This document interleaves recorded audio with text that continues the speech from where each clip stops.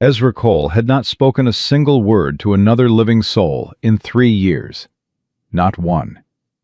He had chosen silence the way other men chose whiskey, as the only way to survive what could not be survived.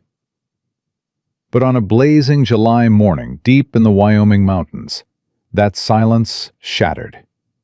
Not with words, with the sound of a child crying.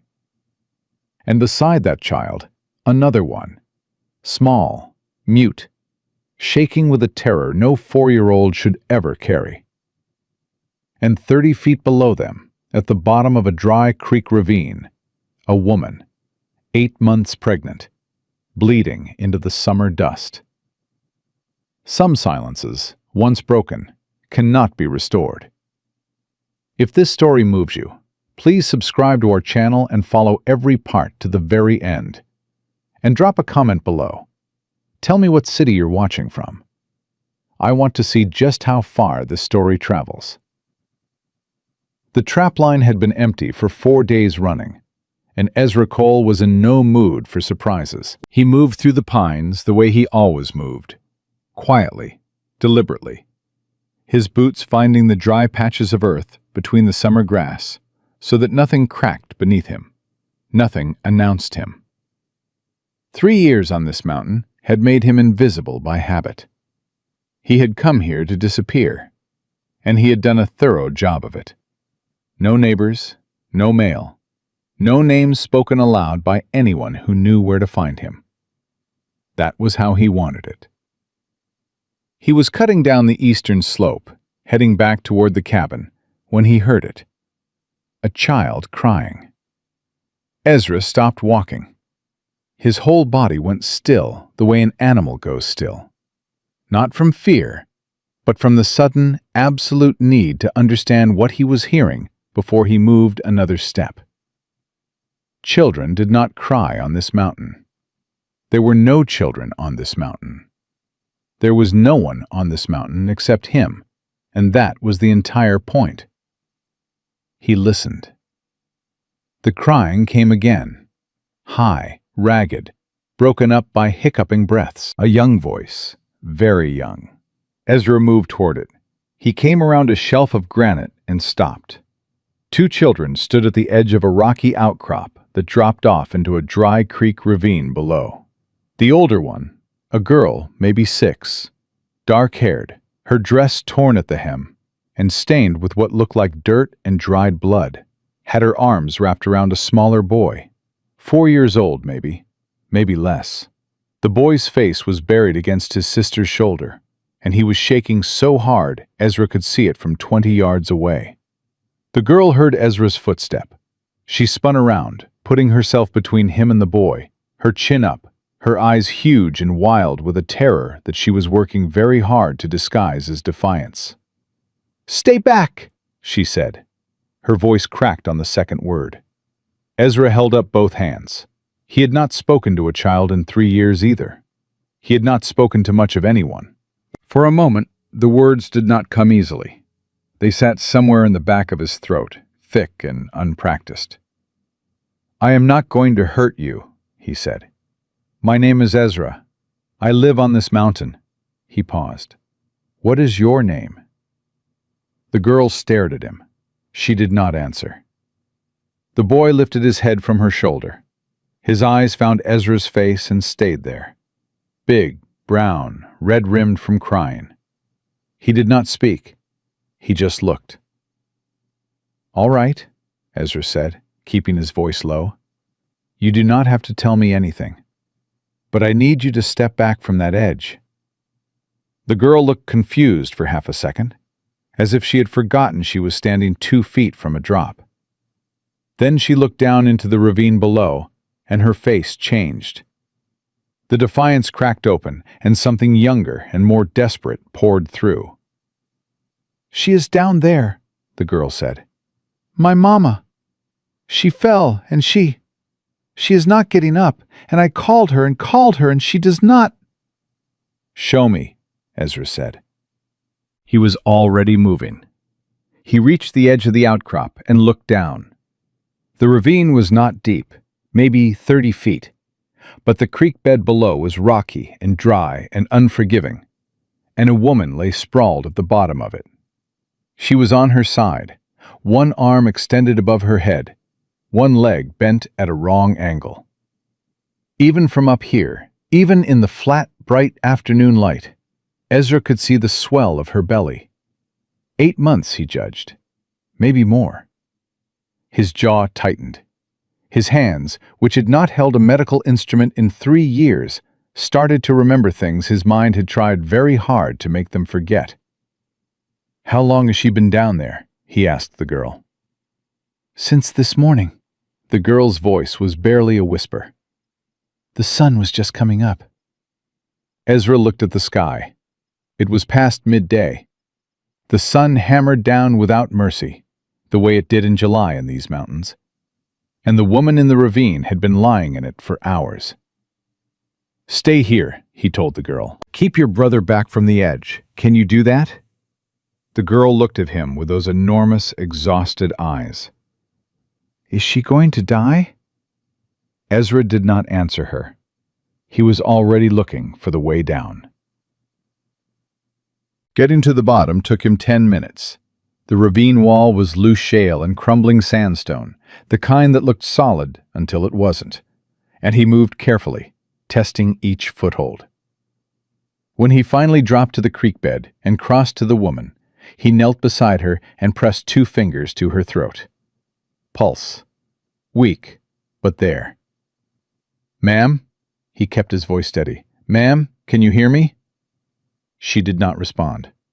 Her breathing was shallow and fast, the kind of breathing that came from pain more than from any damage to the lungs. He ran his hands along her limbs with a muscle memory of 10 years of field surgery, checking, assessing, reading the body the way he had learned to read it in 100 field hospitals, while men screamed around him and the orderlies couldn't keep up with the dying. Her left ankle was badly sprained, possibly fractured. A gash along her temple had bled heavily and clotted. 3 ribs on her right side were cracked. He could feel the unnatural give when he pressed lightly, and even unconscious, her body flinched away from the contact. Her hands were torn from trying to catch herself on the rocks. But the baby. He placed his palm carefully against her abdomen and felt movement, strong, definitive movement. The baby was alive and fighting, the same as its mother. "Ma'am!" He tried again, louder. Her eyelids fluttered, then opened. She had gray eyes, pale and exhausted and wild with pain and disorientation. And then, the instant she saw him, wild with fear. She tried to push herself backward. A strangled cry escaped her as her ribs protested. "Easy," Ezra said, his hands coming up. "Easy. I am not going to hurt you. My name is Ezra Cole. I found your children up on the ridge.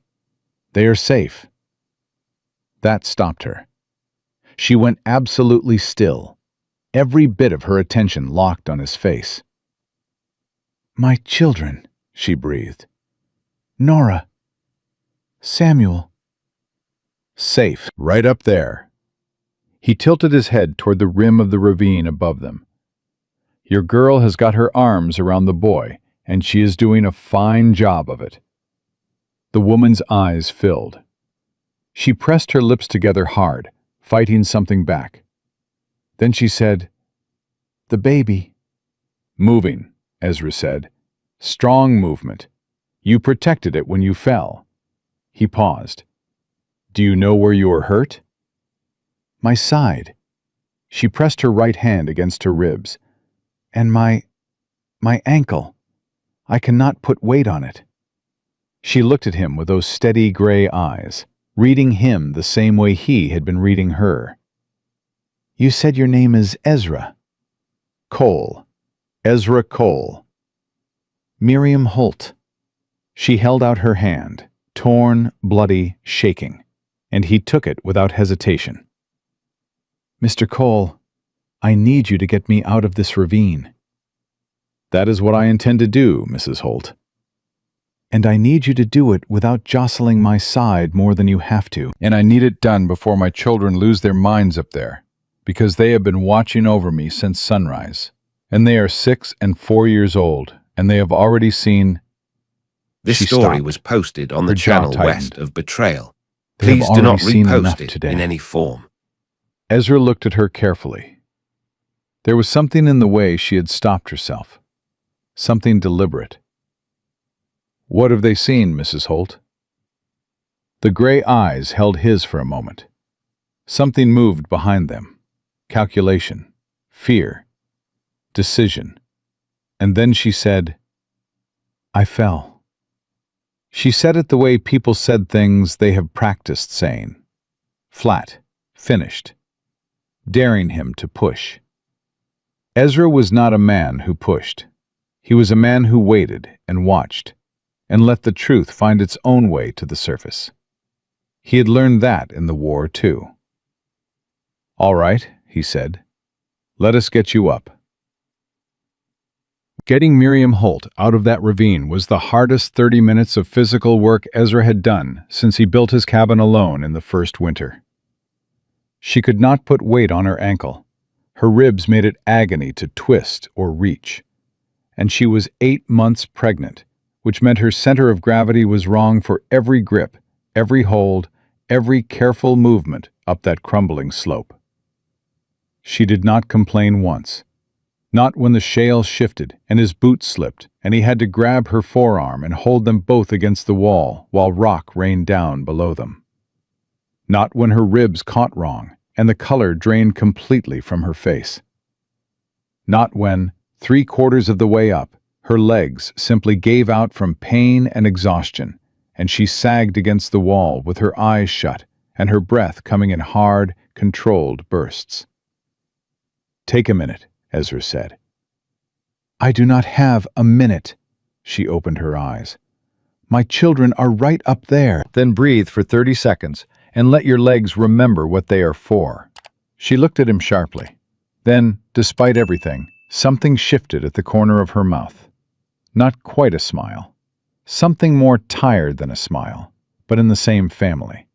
You are bossy for a man who lives alone, she said. How do you know I live alone? Because you move through those trees like a man who has not had to be quiet for anyone's sake in a very long time. She pressed her lips together, breathed. 30 seconds. 25 now. Then stop talking. He stopped talking. She breathed, and at the end of 30 seconds, she pushed herself off the wall and climbed the last 10 feet under her own power, with Ezra's hand under her elbow for balance. And when she cleared the lip of the ravine, the little girl, Nora, launched herself forward and wrapped both arms around her mother's waist without a word, just holding on with everything she had. Miriam made a sound that Ezra had no word for. She wrapped her arms around the girl and held her, one hand cradling the back of her dark head, her eyes closed, her face pressed down into her daughter's hair. The boy, Samuel, stood 3 feet away, watching. He had not moved. He had not made a sound. His dark eyes tracked his mother's face with an intensity that was too old for a 4-year-old body. Ezra crouched down to the boy's level. Hey there, he said quietly. Samuel, is it? The boy looked at him, did not speak. That is all right, Ezra said. You did not have to talk. You just have to walk. We are going to my cabin. It is not far. Think you can manage that? Samuel studied him for a long, unblinking moment. Then he gave one small, solemn nod. The cabin was 40 minutes' walk on a good day. With Miriam Holt barely able to put weight on her left ankle, her ribs making every step a calculated exercise in endurance, and 2 exhausted children in tow, it took well over an hour. Ezra fashioned a rough support from a length of pine branch he cut on the trail, binding it in a strip of leather from his pack. It wasn't a crutch, not a proper one, but it gave Miriam something to lean into, and she used it without being told how. Nora walked close to her mother's side, her hand wrapped around two of Miriam's fingers. She talked, the way children talk when they are frightened and covering it with noise. A steady, low murmur directed at her mother. Ezra caught pieces of it. She was recounting the morning, the events as she understood them, in a 6-year-old's careful, sequential logic.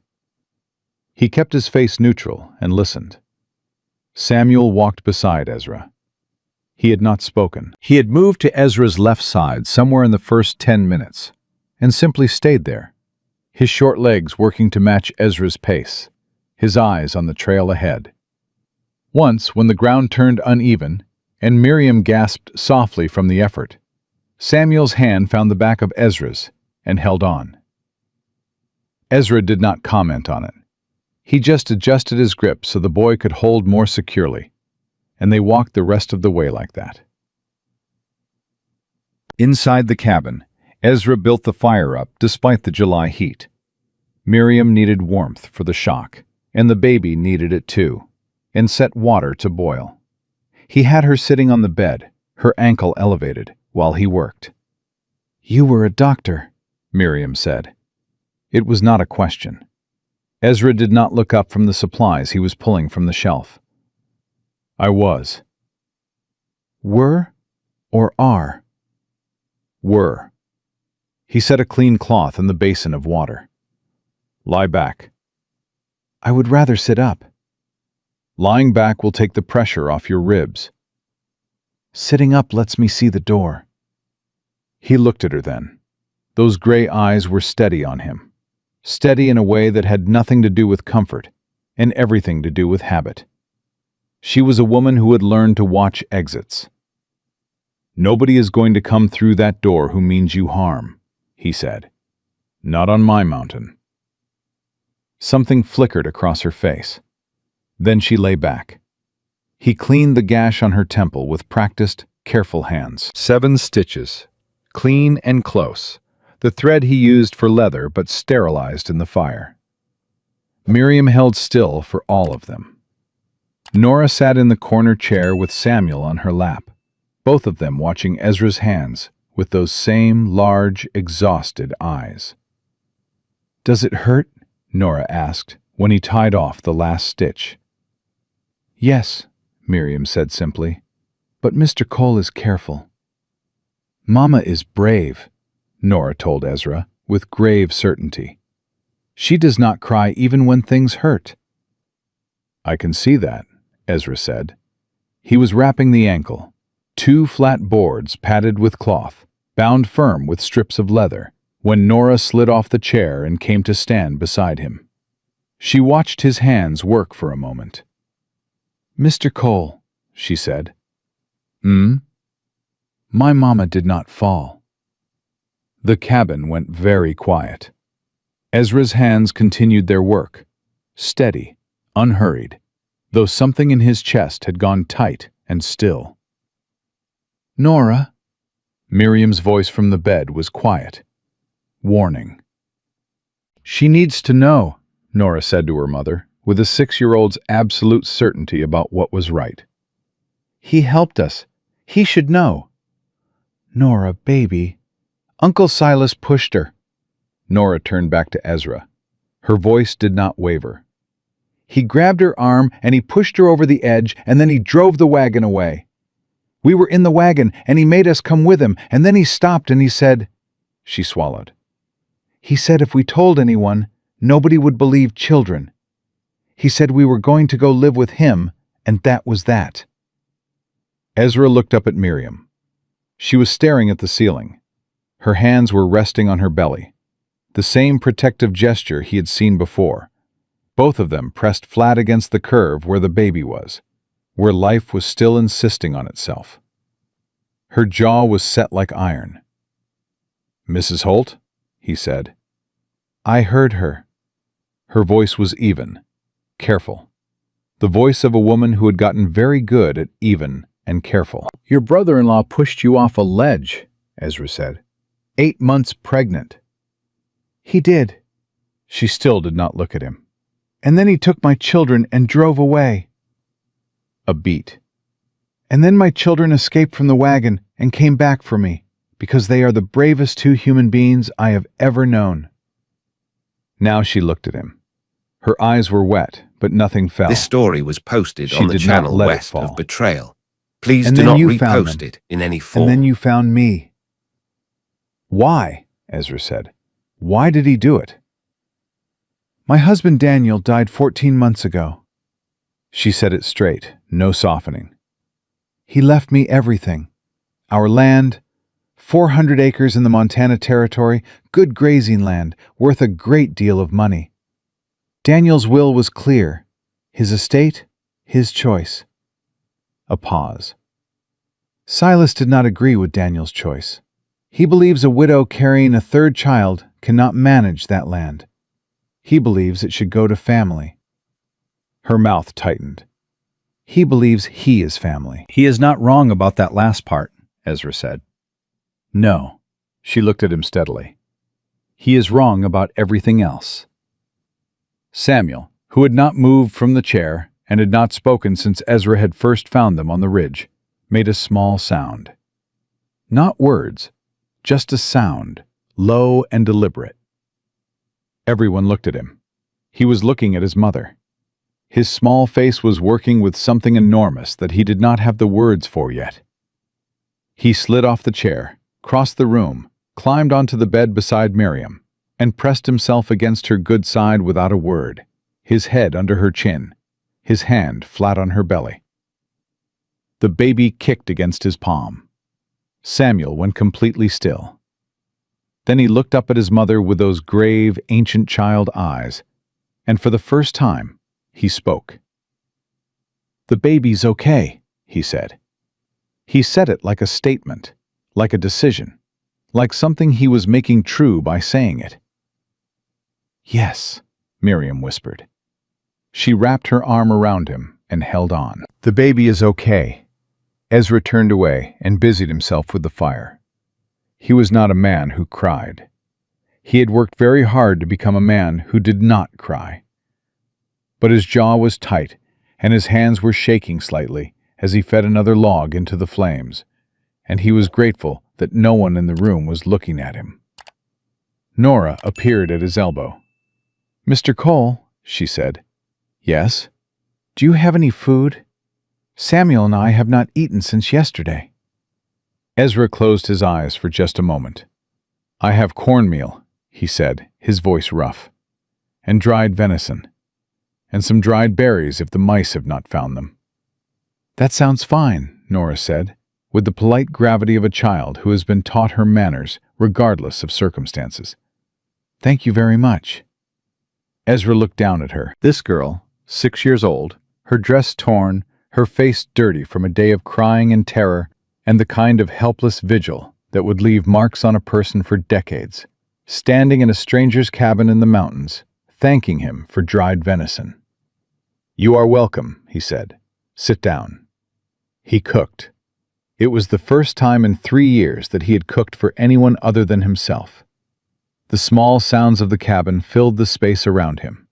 Miriam's careful breathing, Samuel's occasional soft murmur against his mother's side, the fire popping, and Ezra stood at the stove and listened to them with something in his chest that he did not immediately have a name for.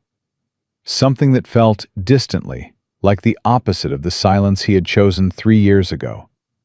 Something that felt almost like being needed. He set the bowls on the table and called the children over. Nora sat down with precise, tired dignity and picked up her spoon. Samuel climbed off the bed and crossed to the table and sat beside his sister. And Ezra brought a bowl to Miriam, and she sat up carefully to receive it. "You cannot stay here," Miriam said quietly, so the children would not hear. "We cannot stay here. He will come back. Silas will come looking for the children. He will come back with men. How long before he realizes they are gone?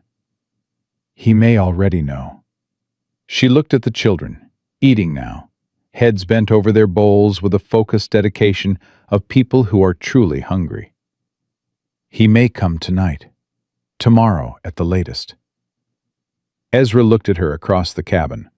The fading afternoon light came through the single window and caught the silver in her hair that she was too young to have. He thought about the quiet he had built here, stone by stone, year by year, walled in and deliberate. He thought about the man he had been before the war, the man who had believed that his hands could save more lives than they ended. He thought about a 4-year-old boy's hand finding his on a mountain trail, about the flat, certain voice of a 6-year-old saying he should know. "Then we will be ready," Ezra said. Miriam looked at him. "Mr. Cole?" "Ezra." "Ezra." She tested the name once, then held his gaze.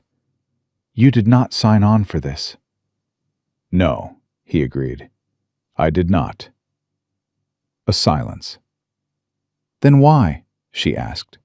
The same question she must have known he had no good answer to. The same question she asked anyway, because she was a woman who faced things straight on. Ezra was quiet for a moment. Then he said, "Because your son held my hand on the trail down, and I have not had anyone hold my hand in 3 years. And because your daughter thanked me for dried venison like it was a feast." He picked up his own bowl. "Eat, Mrs. Holt. You need your strength." Miriam Holt looked at him for one more long moment. Then she picked up her spoon. Outside, the July sun was beginning its long descent toward the western peaks. The mountain evening insects started up, filling the quiet with their dry summer song.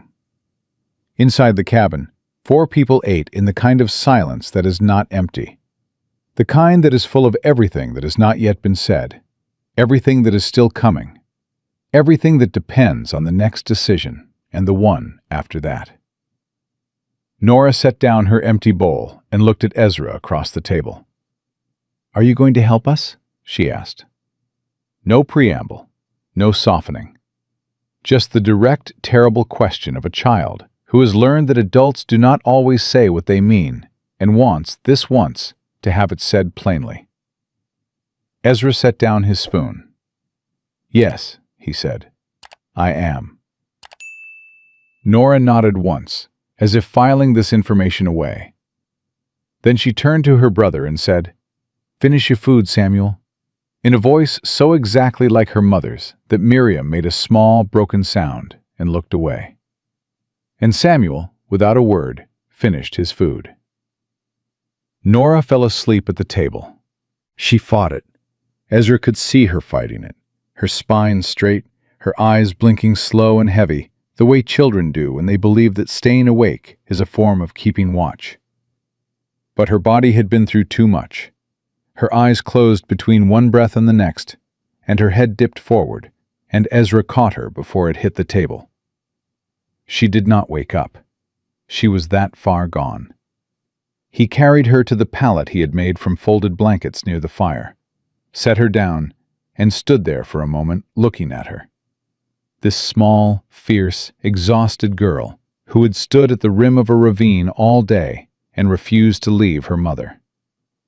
Samuel was already asleep, curled against Miriam's good side on the bed, one hand still pressed flat on her belly, as if he intended to keep the baby in place by sheer will. "She never sleeps like that," Miriam said softly. "She always fights it." "She used everything she had today," Ezra said. "She always does." The way Miriam said it was not complaint. It was closer to grief. She has been like that since Daniel got sick. She decided that if she just stayed awake and watched hard enough, she could hold everything together. Ezra turned from the sleeping girl and looked at Miriam. "How old was she when he died?" 5. A pause. "She turned 6 3 weeks later. I made her a cake from cornmeal and dried apples, and she ate the whole thing herself and did not cry once." Miriam stroked the back of Samuel's hair. "Samuel cried enough for all of us. He is the one who understands less but feels more. Nora understands everything and does not allow herself to feel any of it." "And you?" Ezra said. The gray eyes found his across the cabin. "I feel everything," she said, "and I do not allow myself to show any of it." So I suppose I am a combination of both my children. A beat. Daniel used to say I was the strongest person he had ever met. I think he meant it as a compliment. But I am tired. This story Miriam was said, posted on the quietly, channel with a west of simplicity Betrayal. so complete Please do it not landed like repost a it stone. in any form. I am 8 months pregnant, and I have 2 children, and my ribs are cracked. And the man who was supposed to be family threw me off a ledge this morning. I am very, very tired. Ezra was quiet for a moment. Then he said, "Then sleep." "Silas, I will watch." "You do not have to." "Mrs. Holt." He said it firmly, but not unkindly. "I have not slept more than 4 hours at a stretch in 3 years. Tonight is no different. You sleep. I will watch the door." She looked at him the way she had looked at him twice before, measuring, reading, running some internal calculation that only she could see. Then she said, "Why did you stop practicing medicine?" The question hit him square. He had not expected it, not tonight, not this directly. Miriam Holt, it seemed, did not approach things sideways. "That is a long story," he said. "I have nowhere to be." He sat down in the chair by the fire. Outside, the mountain night had settled in full, the summer darkness thick and warm, the insects loud. He did not answer immediately. He had not told this story to anyone in 3 years, for the same reason he had not practiced medicine, because saying it out loud made it real in a way that silence prevented. "I was a field surgeon during the war," he said finally. 4 years.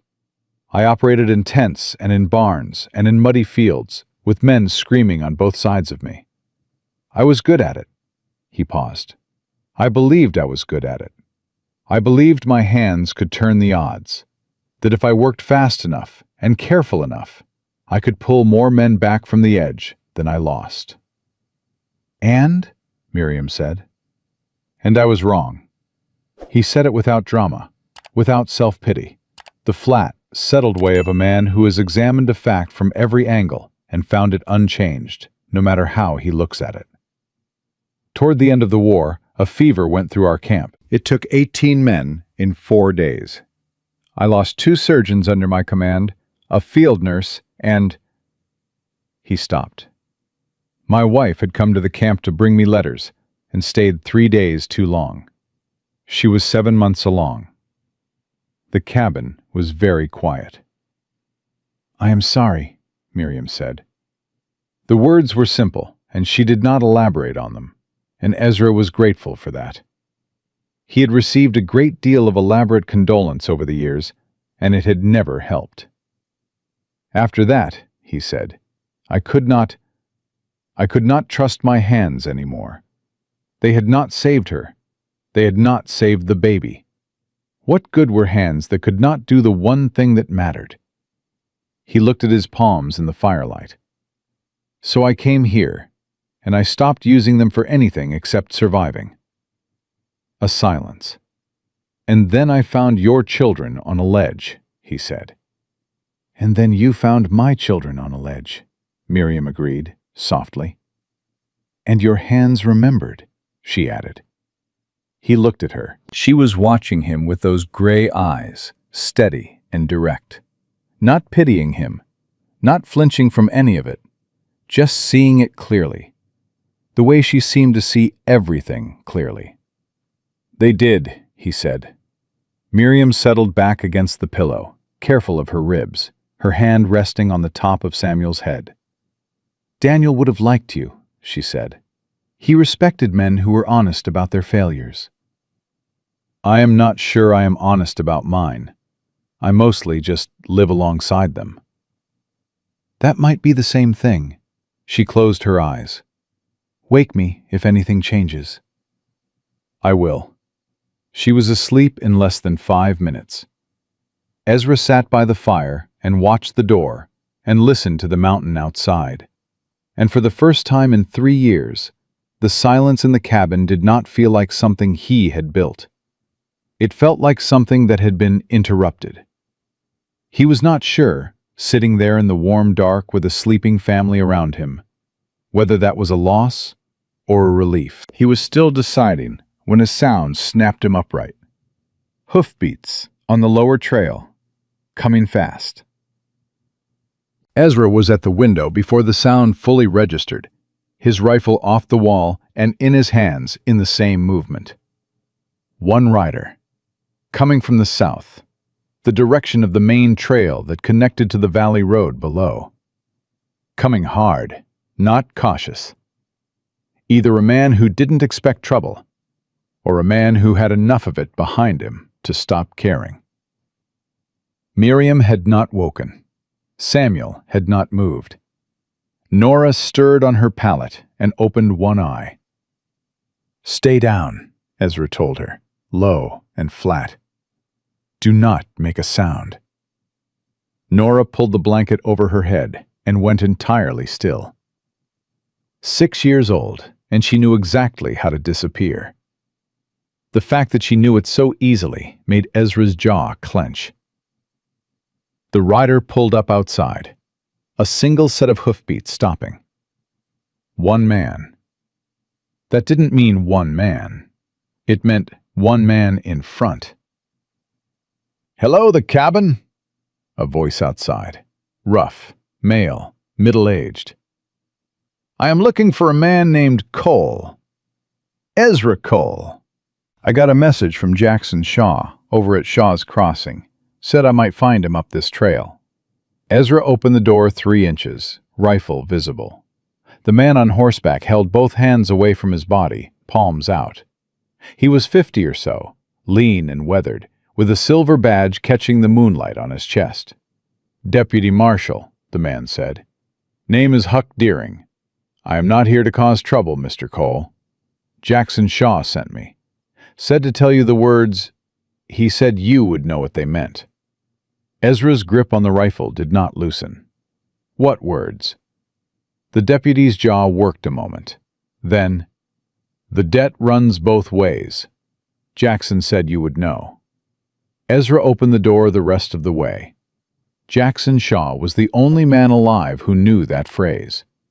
He and Ezra had pulled each other out of a burning supply wagon in the 2nd year of the war, and after, they had made a simple agreement.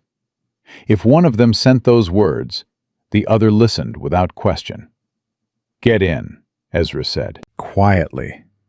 Deputy Deering tied his horse and came inside, taking in the scene.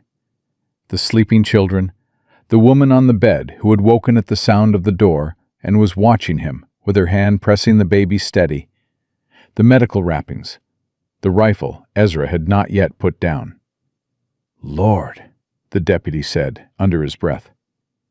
Then, to Miriam, "Ma'am, what did Jackson send you to tell me?" Ezra said. Deering pulled off his hat. "Silas Holt came through Shaw's Crossing this afternoon. He was asking questions.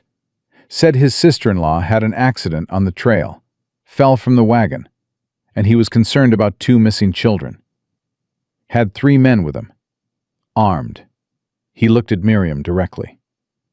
Jackson did not believe a word of it. Said the man had the eyes of someone who was hoping for a particular answer, rather than afraid of one. "So he sent me up here, soon as Holt cleared out." "Which direction did Holt go?" Ezra asked. "North first. He thinks the children ran north." Deering paused. "He will figure out his error by morning. South Trail, up to this mountain. It is the only other option for shelter in 30 miles. He will come back around." Miriam sat up, ignoring the pain in her ribs with the focused determination of someone who has decided pain is not currently relevant. "How many men does he have?" "3 that I counted," Deering said. "Could be more waiting at the valley camp. Holt has money, and he has not been shy about spending it." "Can you stop him?" Ezra asked. Deering's mouth tightened. "I can slow him down, but Mrs. Holt..."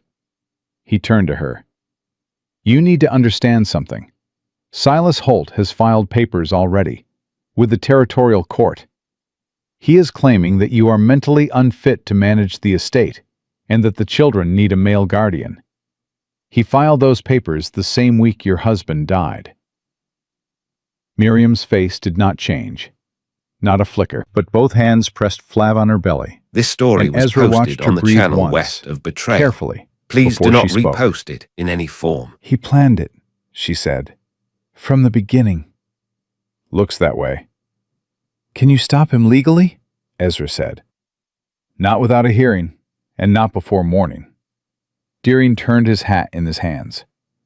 "But there is something else. Jackson sent something with me." He reached into his coat and produced a folded document, sealed. "This is a sworn statement from Clement Shaw. Clement is a retired territorial judge, Jackson's father-in-law. Clement is prepared to testify that Silas Holt's claim is fraudulent, based on what Jackson witnessed today. But Mrs. Holt," he held the document out to her, "you need to be alive and present to use it." Nora's voice came from under the blanket. "She is alive." Everyone looked at the pallet. Nora had the blanket pulled back from her face, watching the deputy with calm, certain eyes. "She is alive," Nora said again, precisely. "We both saw what happened, Samuel and me. We are witnesses." Deering stared at the girl. Then he looked at Ezra with an expression that was somewhere between astonishment and sorrow. "How old is she?" he said low. 6, Ezra said. Deering pressed his lips together and nodded slowly. "All right then," he said. He looked at Miriam. "What do you want to do, ma'am?" They talked until midnight. Miriam sat up against the headboard with Samuel sleeping across her lap, her cracked ribs and swollen ankle not moving her an inch from the conversation. She asked Deering questions the way a lawyer asks questions, specific, sequential, cutting past the general to the precise. How many men on Silas's payroll? Whether the territorial court filing gave Silas any current legal standing? Whether a sworn statement from a retired judge would outweigh a living claimant's petition? Deering answered all of it. He was a careful man, Ezra noted. He said what he knew and acknowledged what he didn't, which was the mark of someone trustworthy. "You could move them tonight," Deering said finally.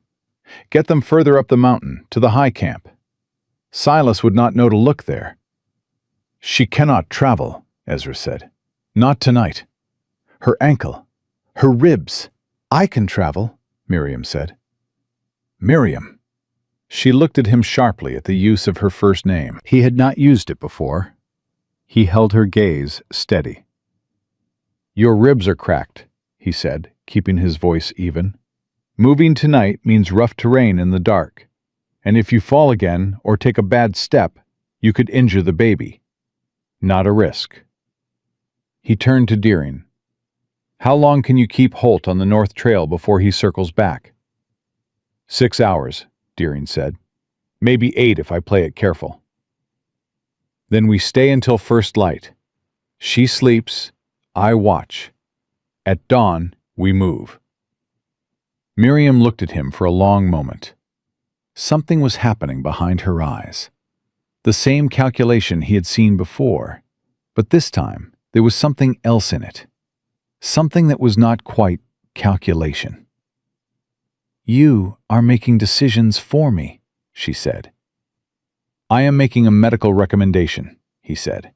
"The decision is yours." A beat of silence, then, "First light," she said. "We move at first light." Deering left an hour later, heading back down the trail to intercept Silas. Before he went, he crouched in front of Nora's pallet. The girl was awake, watching him with those steady eyes. "Your mama is safe," he said. "I know," Nora said. "Mr. Cole is watching the door." Deering nodded. He looked at her for a moment, this child with her torn dress and her old eyes, and then he said, very quietly, "You did good today, Miss Nora. Staying with her, watching over her. You did real good." Nora blinked. It was the first time her face had done something genuinely unguarded since Ezra had found them on the ridge. Something uncertain and young and badly wanting to be true. "Did I?" she said. "You did," Deering said. "Your daddy would have been proud." Nora pressed her lips together hard. She nodded once. Then she pulled the blanket back over her face, and Deering stood and left. Ezra sat in his chair. The cabin settled into its night sounds. Outside, the summer insects hummed without pause. He should have been thinking about Silas Holt, about what 8 hours gave them, about the route to the high camp, about how to move a woman with cracked ribs and a broken ankle across rough ground before sunrise. Instead, he was thinking about what Nora had said. "Mr. Cole is watching the door." Said it the way a child states a fact. The way a child states something they have decided to believe, completely and without reservation. He was not a man who deserved that kind of simple faith. He had not been for a long time. But there it was, settled in the cabin alongside the sleeping children and the breathing woman and the fire going low. He built the fire up. He watched the door. He did not sleep. Around 2 a.m, Samuel made a small, frightened sound in his sleep. His whole body tensed. Miriam's hand moved to him immediately, even from sleep, automatic, practiced, pressing gentle circles on his back. The boy's breathing steadied. Miriam did not wake fully, but her lips moved. "You are safe," she murmured. Still half in sleep, her voice soft and low. "Mama is right here. You are safe." Samuel stilled. His breathing deepened. Ezra watched them across the dark cabin and felt something in the locked-off part of his chest shift. Not open, not yet, but shift. Like a door in a sealed room that someone had laid a hand on for the first time in a long time. At 4 a.m, Nora sat up. She looked at Ezra across the cabin with clear, wide-awake eyes. She had not been asleep for the last hour, he realized. She had been lying still with the blanket over her face, listening. "He is coming," she said. "Isn't he, Uncle Silas?" "Not before morning," Ezra said. "But he is coming." Yes. Nora absorbed this. She pulled the blanket around her shoulders and sat with her knees to her chest, looking at the fire. "He told us," she said, "on the wagon, after. He said that Mama made everything complicated. He said she was taking what was not hers. But Mama never took anything. Daddy gave it to her. It was Daddy's to give." "That is the truth," Ezra said. "Then why does it not matter?" He looked at her for a long moment. 6 years old, asking the question that philosophers and courts had failed to answer for 10,000 years. "It does matter," he said. "It is just that the people who want to take things always try to make you believe otherwise." He paused. "The paper Deputy Deering brought. A judge signed it. That makes it matter in a way Silas cannot ignore. What if he ignores it anyway?" "Then I will deal with that," Ezra said. "How?" He met the girl's eyes. "I will figure it out," he said. "One thing at a time." Nora looked at him steadily. Then she said, "You are not what I thought you were." "What did you think I was?" "Scary." She said it without apology. "You looked scary when we first saw you. Big and quiet and scary. Samuel was really scared." A pause. "I was too, but I did not want you to know." "I know," Ezra said. "Were you scared?" He thought about that, about the moment he had heard a child crying and turned toward it, when every habit of 3 years had said, "Keep walking, keep moving, stay invisible." "A little," he said honestly, "but not of you." "What then?" He turned back to the fire. "Of needing to help," he said, "and not being enough." Nora was quiet for a moment. Then she said simply, "You were enough." This The story fire was crackled. posted on the channel west of Outside, the Betrayal. first gray light Please of do not pre-dawn repost it was in starting any to thin form. the darkness. So faintly, it was barely a suggestion. In an hour, it would be first light. In an hour, they would have to move. Miriam woke at 5, exactly as the sky was shifting. She opened her eyes and looked directly at Ezra across the room, and he understood she had not been as deeply asleep as he thought. "How is the pain?" he asked. "Manageable." She began carefully pushing herself upright. I have it." She got herself sitting, her jaw tight, her movements deliberate. Then she said, "Ezra." He looked up. "Whatever happens today."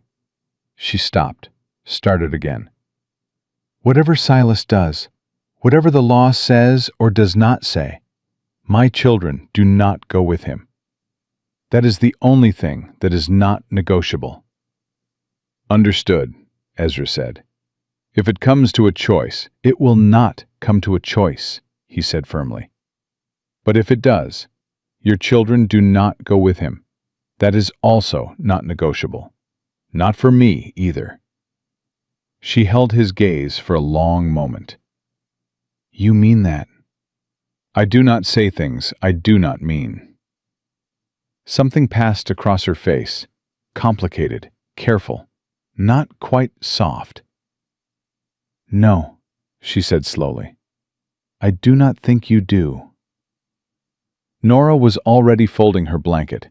Samuel was awake and watching his mother move around the cabin, tracking her the way he tracked everything. Silent, intent, missing nothing. He looked at Ezra. "Are we running?" he asked. His second question since Ezra had found them. The boy saved his words like something precious. "We are moving," Ezra said. "That is different from running." Samuel considered this. "How?" "Running is what you do when you are afraid," Ezra said. "Moving is what you do when you are smart." Samuel looked at him for another moment. Then he slid off the bed and started putting on his shoes. Ezra turned to the shelf and began pulling down what they would need. His hands moved with the calm efficiency of a man who has already made his decision and is done deliberating. He had come to this mountain to disappear, and somehow, in the space of one night, he had become someone 3 people were counting on to reappear. They moved at first light, and it was harder than Ezra had told him it would be. He had not lied. He had simply not said the whole truth, which was that moving a woman with cracked ribs and a badly sprained ankle across 2 miles of mountain trail before the sun was fully up was the kind of task that used up every piece of patience and strength both parties had, and left nothing in reserve for whatever came after. Miriam did not ask for help until her ankle turned on a loose stone 20 minutes out, and she went down hard on one knee, catching herself on both palms, the breath punching out of her in a sharp, controlled gasp that she locked down immediately so the children wouldn't hear. Ezra had her upright before she could push herself, his hand under her elbow, firm and without commentary. "I have it," she said. "You went down on your bad ankle." "I know what I did." She pulled in a breath, let it out slowly. "I am fine." "You are not fine. You are managing. There is a difference." She looked at him sideways. "You said that to me before." "It keeps being true." Something moved at the corner of her mouth. She let him keep his hand under her elbow. They did not discuss it again. Nora was carrying the small pack Ezra had given her. Dried meat, a water skin, the folded document from Clement Shaw that Miriam had tucked inside her coat before they left. She carried it without complaint, without asking what was in it, without slowing down. She had taken Samuel's hand at the start of the trail and had not let go since, and Samuel matched her pace with the same silent determination he brought to everything. They were halfway to Shaw's Crossing cutoff when Samuel stopped walking. Just stopped. Both feet planted. His hand still in Nora's, but his whole body locked. "Samuel," Nora tugged him. "Come on." Samuel did not move. He was looking back down the trail behind them. Ezra stopped too. He listened. Hoofbeats. Not one rider, multiple. Still distant, 10 minutes, maybe 15, but coming from the South Road, and coming fast. "How did he find the trail so quickly?" Miriam said, low. "Someone talked," Ezra said. "One of the trappers who uses this mountain. Holt has money, and money buys direction." He was already calculating. The cutoff to Shaw's Crossing was another mile. Flat ground for most of it, but one stretch of open ridge where they would be visible to anyone on the lower trail looking up. 15 minutes of exposure. He looked at Miriam's ankle. He looked at the children. He looked back down the trail. He made a decision. "There is a deer hunter's shelter," he said. 40 yards east, off trail, cedar thicket. They will miss it riding fast." "You want to hide," Miriam said. "I want to buy time." "If he has dogs—" "He does not. He left fast, and hired guns do not run dogs. Too slow." He met her eyes. 40 yards. Can you do it?" She was already moving. The shelter was barely shelter. 4 walls of stacked deadfall and the low roof that required adults to duck entering. But it was invisible from the trail and dry, and the cedar smell was thick enough to cover human scent from anything but a dedicated search. Ezra got them all inside and pulled a branch across the opening, and then they waited. Samuel had not made a sound since the trail. He sat with his back against the wall, his knees to his chest, his eyes on Ezra's face. Not frightened exactly. Watching. Measuring. The way he had watched Ezra from the beginning. As if he was compiling evidence toward a conclusion he hadn't reached yet. Nora had her arm around her brother. Her free hand was pressed flat over the document inside her coat, holding it against her chest. Miriam sat beside Ezra, close enough that he could feel the tension in her whole body.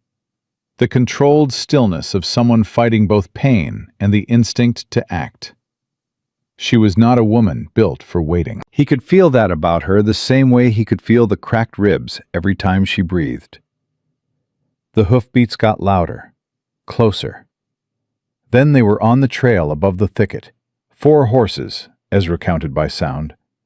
Moving fast, but not searching. They had a direction in mind. Nora pressed her face against Samuel's hair. Samuel did not move. The horses passed. Ezra counted to 60 after the sound faded. Then 60 again. "They are heading to the cabin," he said. "They will know we were there recently," Miriam said. "The fire." "Yes." "How long before they circle back and search the trail?" 20 minutes. Maybe less if Holt is smarter than I'm giving him credit for." He stood, keeping low under the roof. "We move now. Fast as you can manage." Miriam's jaw tightened. "Fast as I can manage," she said, "is faster than you think." She proved it. He did not know where she found the reserves. In the set of her spine, maybe. Or in some particular and personal stubbornness that had kept her alive at the bottom of a ravine for 7 hours.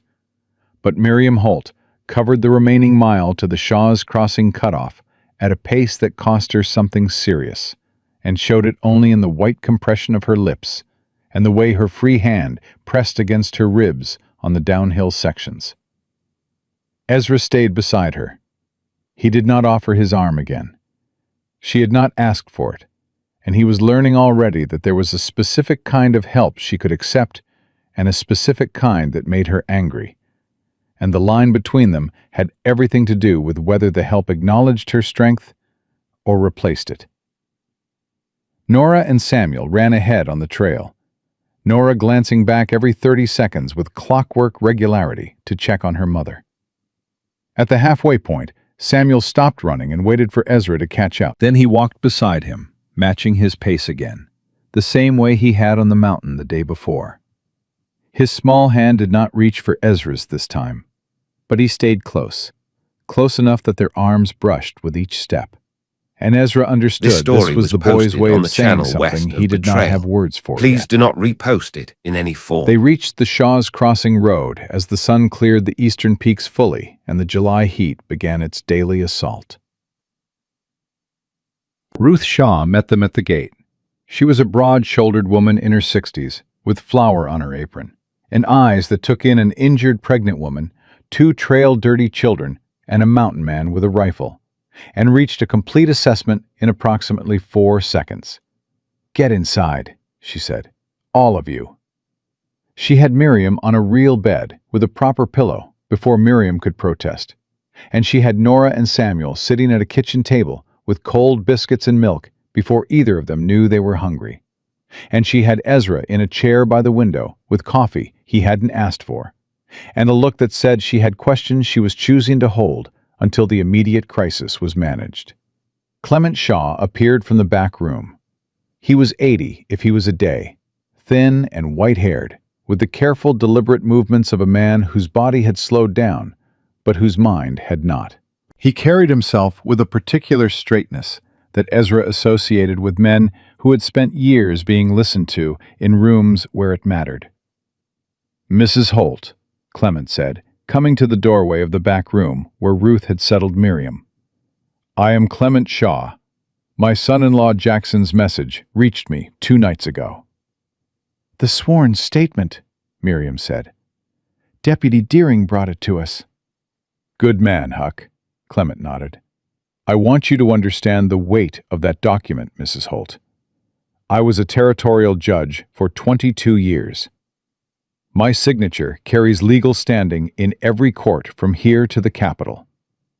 What I witnessed through Jackson's account of Silas Holt's behavior at this trading post constitutes sufficient grounds to challenge his petition for guardianship." He paused. "But I need your account, directly, and I need the children's account, if they are willing." Miriam looked at him steadily. "They are 6 and 4. "I know. Their testimony would be supplemental, not primary.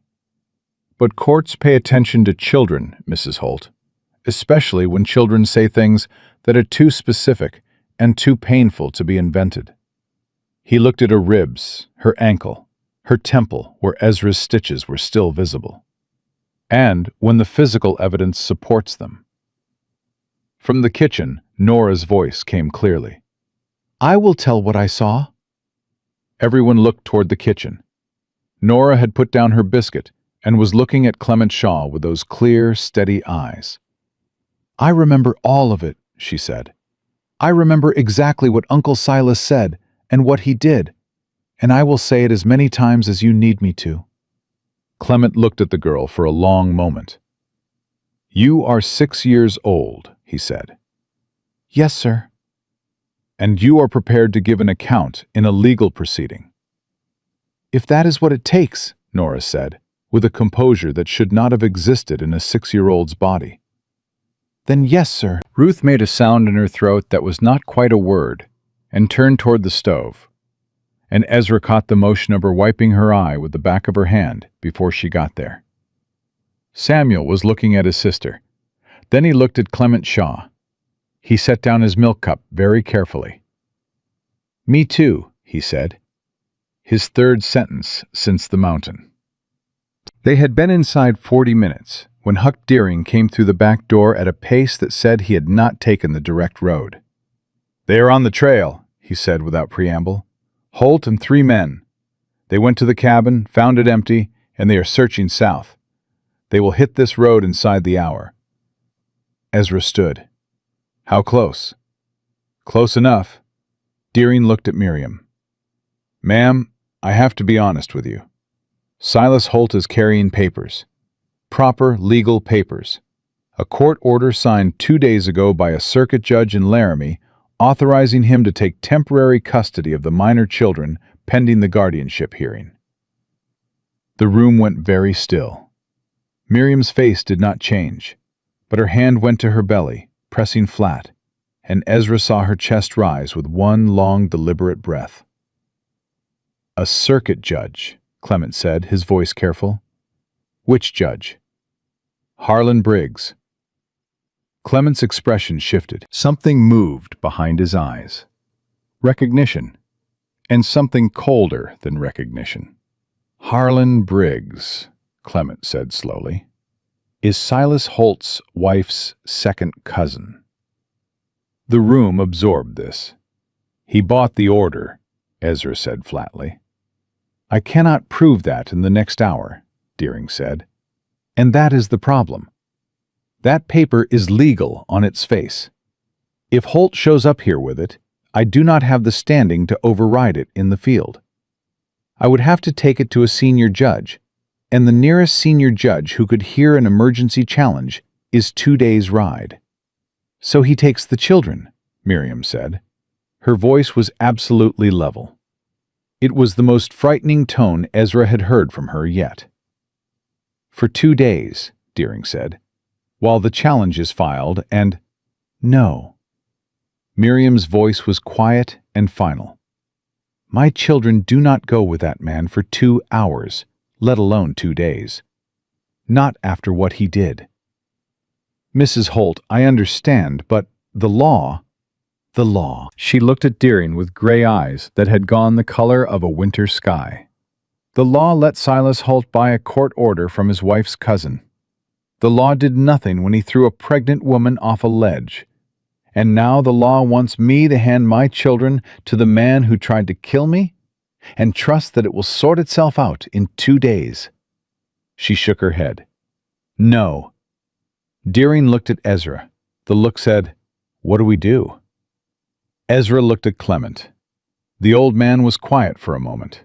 Then he said, "There is a provision. It is narrow, and it has not been used often, but it is there." He turned to Deering.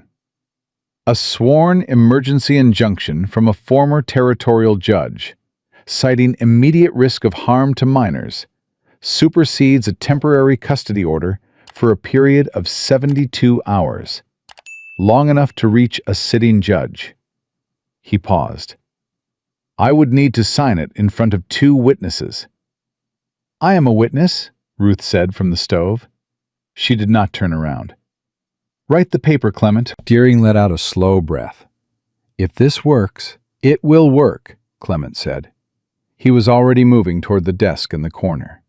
"It will work because it is legally sound, and because Silas Holt's lawyer, whoever he has hired, will know it is legally sound, and will counsel caution." He sat down and reached for paper and pen. What it will not do is solve the underlying problem. The guardianship challenge still has to be heard. Mrs. Holt still has to appear before a judge and make her case. "Then I will make my case," Miriam said. "You are 8 months pregnant with cracked ribs and a sprained ankle," Ruth said, finally turning from the stove. "You are going to do all of this while your body is trying to grow a human being." "Yes," Miriam said simply. Ruth looked at her for a long moment. "Well," she said, with a particularity of tone that covered a great deal of emotion in a very small word, "then we had better feed you first." Clement was still writing when they heard the horses in the road outside. Nora was up from her chair instantly, moving to the kitchen doorway to see into the main room. Ezra was already at the window, tracking the riders. 4 of them. Silas Holt in front, tall and lean, just as Deering had described him, with a jaw set in the particular way of men who have convinced themselves that righteousness and want are the same thing. "He is here," Ezra said. Deering straightened his badge and his spine in approximately the same motion. "I will go out and meet him." "Not alone," Ezra said. "Cole, not alone." He looked at Deering steadily. "You are the law, and I respect that. But I am going to stand beside you when he comes to that door, and I am not moving." Deering considered arguing. He read Ezra's face and decided against it. Fine, but let me do the talking until I say otherwise. Ezra nodded once. Stay in this room, he said to Miriam. Both of you. He looked at Nora and Samuel. Stay beside your This mother. story was posted on the channel Nora west grabbed of Betrayal. Samuel's hand. Please do not repost Samuel it looked at in Ezra any with those form. measuring eyes. Come back, the boy said. His fourth sentence. Said like a command. Said like something he needed to be true more than he needed to breathe. Ezra looked at him. I will, he said. He and Deering walked out into the July heat and closed the door behind them. Silas Holt dismounted before they reached him. He was a man in his mid-40s who wore his authority like a coat he had put on so long ago he had forgotten it was not his original skin. He looked at Deering's badge, and then he looked at Ezra with a particular contempt of a man who has already categorized you and found you beneath consideration. Deputy, Silas said, I am looking for my brother's widow and 2 minor children. I have a court order authorizing— I know what you have, Deering said. I have seen it. Then you know I am within my legal rights to— I know what you have, Deering repeated, slower, with a specific firmness that made Silas stop. And I know what I have, which is a signed emergency injunction from former territorial judge Clement Shaw, superseding your temporary order for a period of 72 hours, pending emergency review. He produced the paper. Clement had worked fast, his pen moving with the precision of a man who had written 1,000 such documents.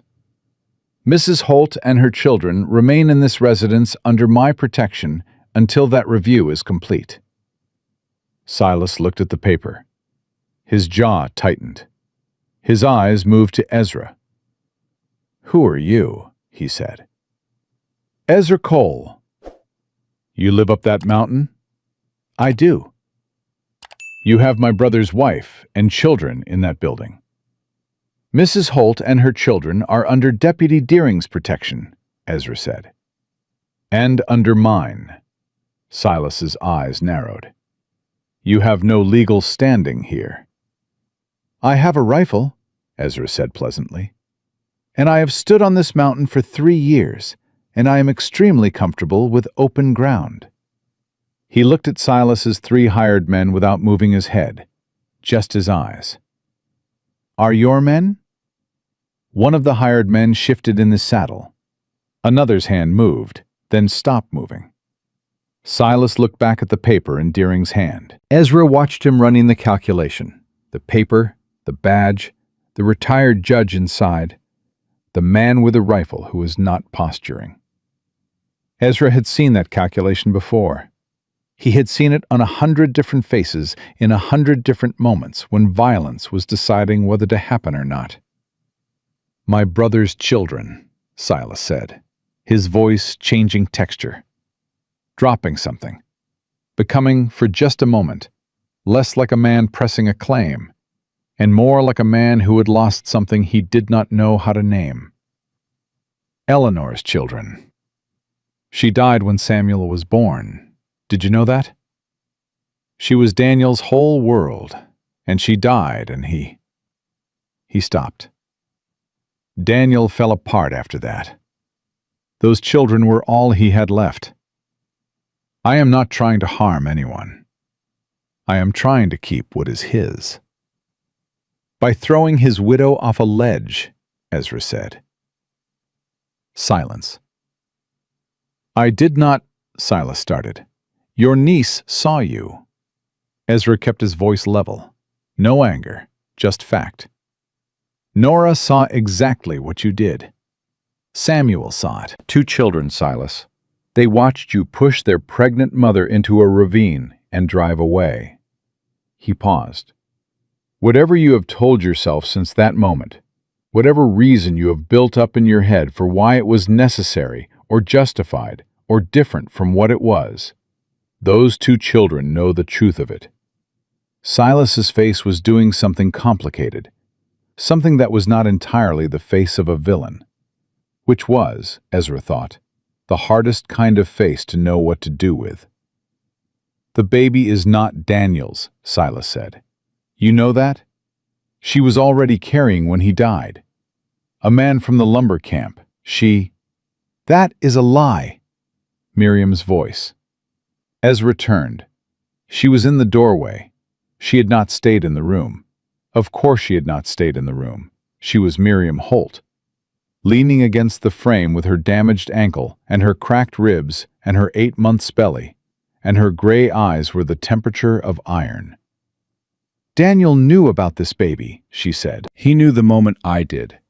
He held my hand when I told him." He cried. Not because it hurt him, but because he was happy, and he was afraid he would not live to meet her. Her voice did not shake. "This baby is Daniel's in every way that matters, Silas. Because Daniel chose her. Because he loved her before she was born. And you know that. You were there when he told you himself." Silas's face crumpled for just a moment. One moment where the man underneath the claim and the court orders and the hired guns was visible. Raw and grieving, and wrong in ways he had gone too far to easily come back from. Then Nora appeared in the doorway beside her mother. She looked at Silas Holt with those clear, terrible eyes. She did not speak. She just looked at him. And whatever she saw, and whatever he saw when he looked back at her, something in his posture changed. Something went out of him. Samuel appeared on Miriam's other side, pressing against her hip. He looked at Silas too. Silas looked at the children for a long moment. His jaw worked. One of his hired men made a small, uncomfortable sound. "Your lawyer is going to tell you," Deering said, quietly now, "that Clement Shaw's injunction will hold. He is going to tell you that attacking a former judge's order in a territorial court, when that judge has 22 years on the bench, and your order comes from a circuit judge with a family connection to your claim, is not a fight you will win in front of a sitting court." He folded the paper and put it back in his coat. "And he is going to tell you that 2 child witnesses corroborating their mother's account of what happened on that trail is the kind of testimony that follows a man for the rest of his life." Silas's eyes stayed on the children.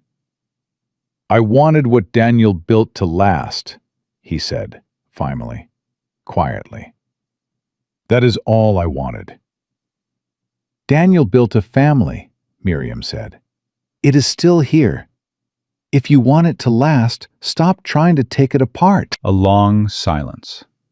The July heat pressed down on all of them. Then Silas Holt looked at his hired men and said, "We are done here. Ride out." One of the men started to say something. Silas turned and looked at him, and whatever the man saw in that look, he thought better of it. They rode. Silas mounted last. He looked at Miriam one more time. He did not apologize. Some things were too large and too broken for a moment like this to contain them.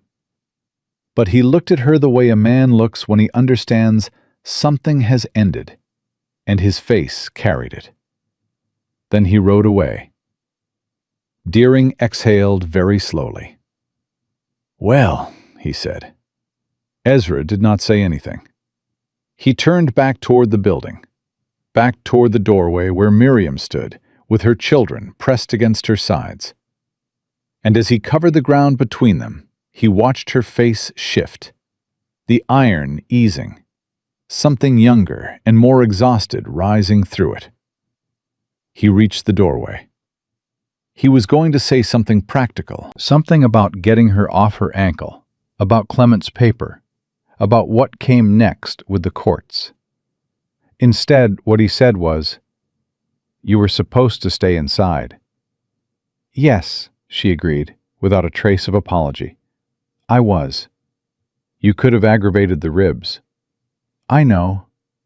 Miriam. Ezra. She said his name the same way he had said hers the night before. Quiet, direct, stopping the conversation for 1 second to make it real. This story He was out there posted on lying the about channel my west of husband and Betrayal. my baby, Please do and not my repost children it were in any standing form. right here. She looked at him steadily. Was I supposed to stay inside? He held her gaze. He thought about what it would have taken, in her condition, to push herself out of that back room and stand in that doorway and say what she had said, with the voice she had said it in. No, he said. I reckon you were not.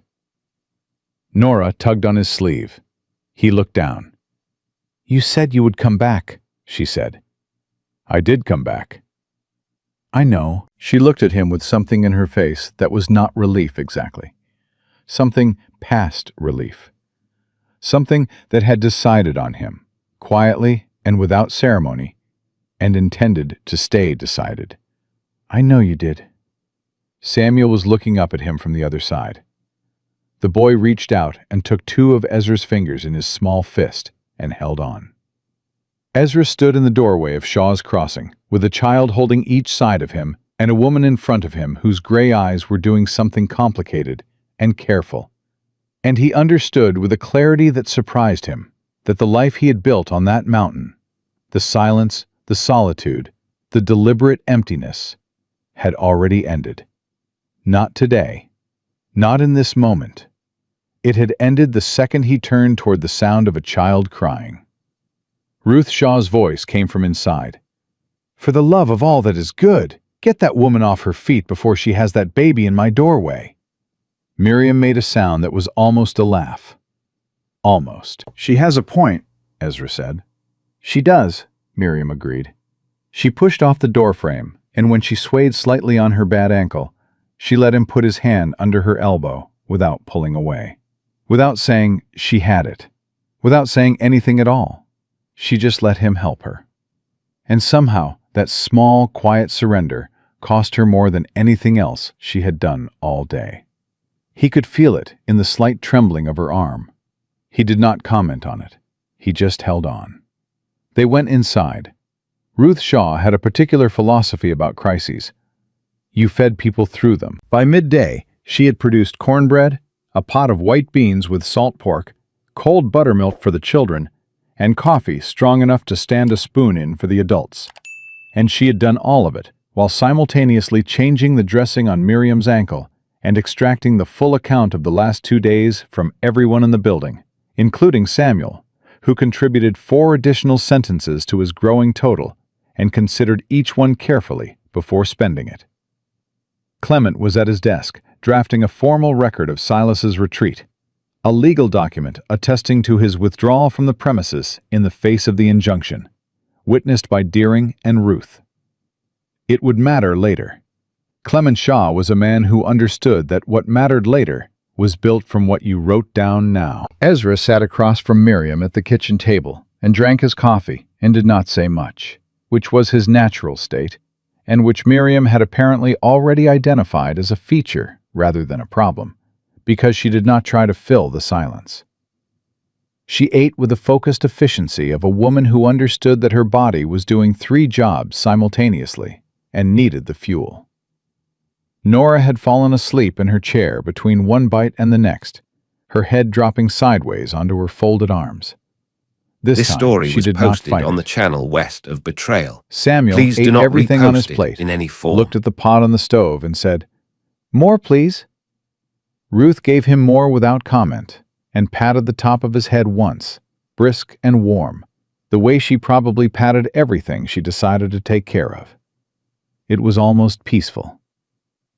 That was when Miriam went very still. Ezra noticed because he was watching, not obviously, not intrusively, but with the steady peripheral attention of a man whose medical instincts had reactivated, whether he'd given them permission to or not.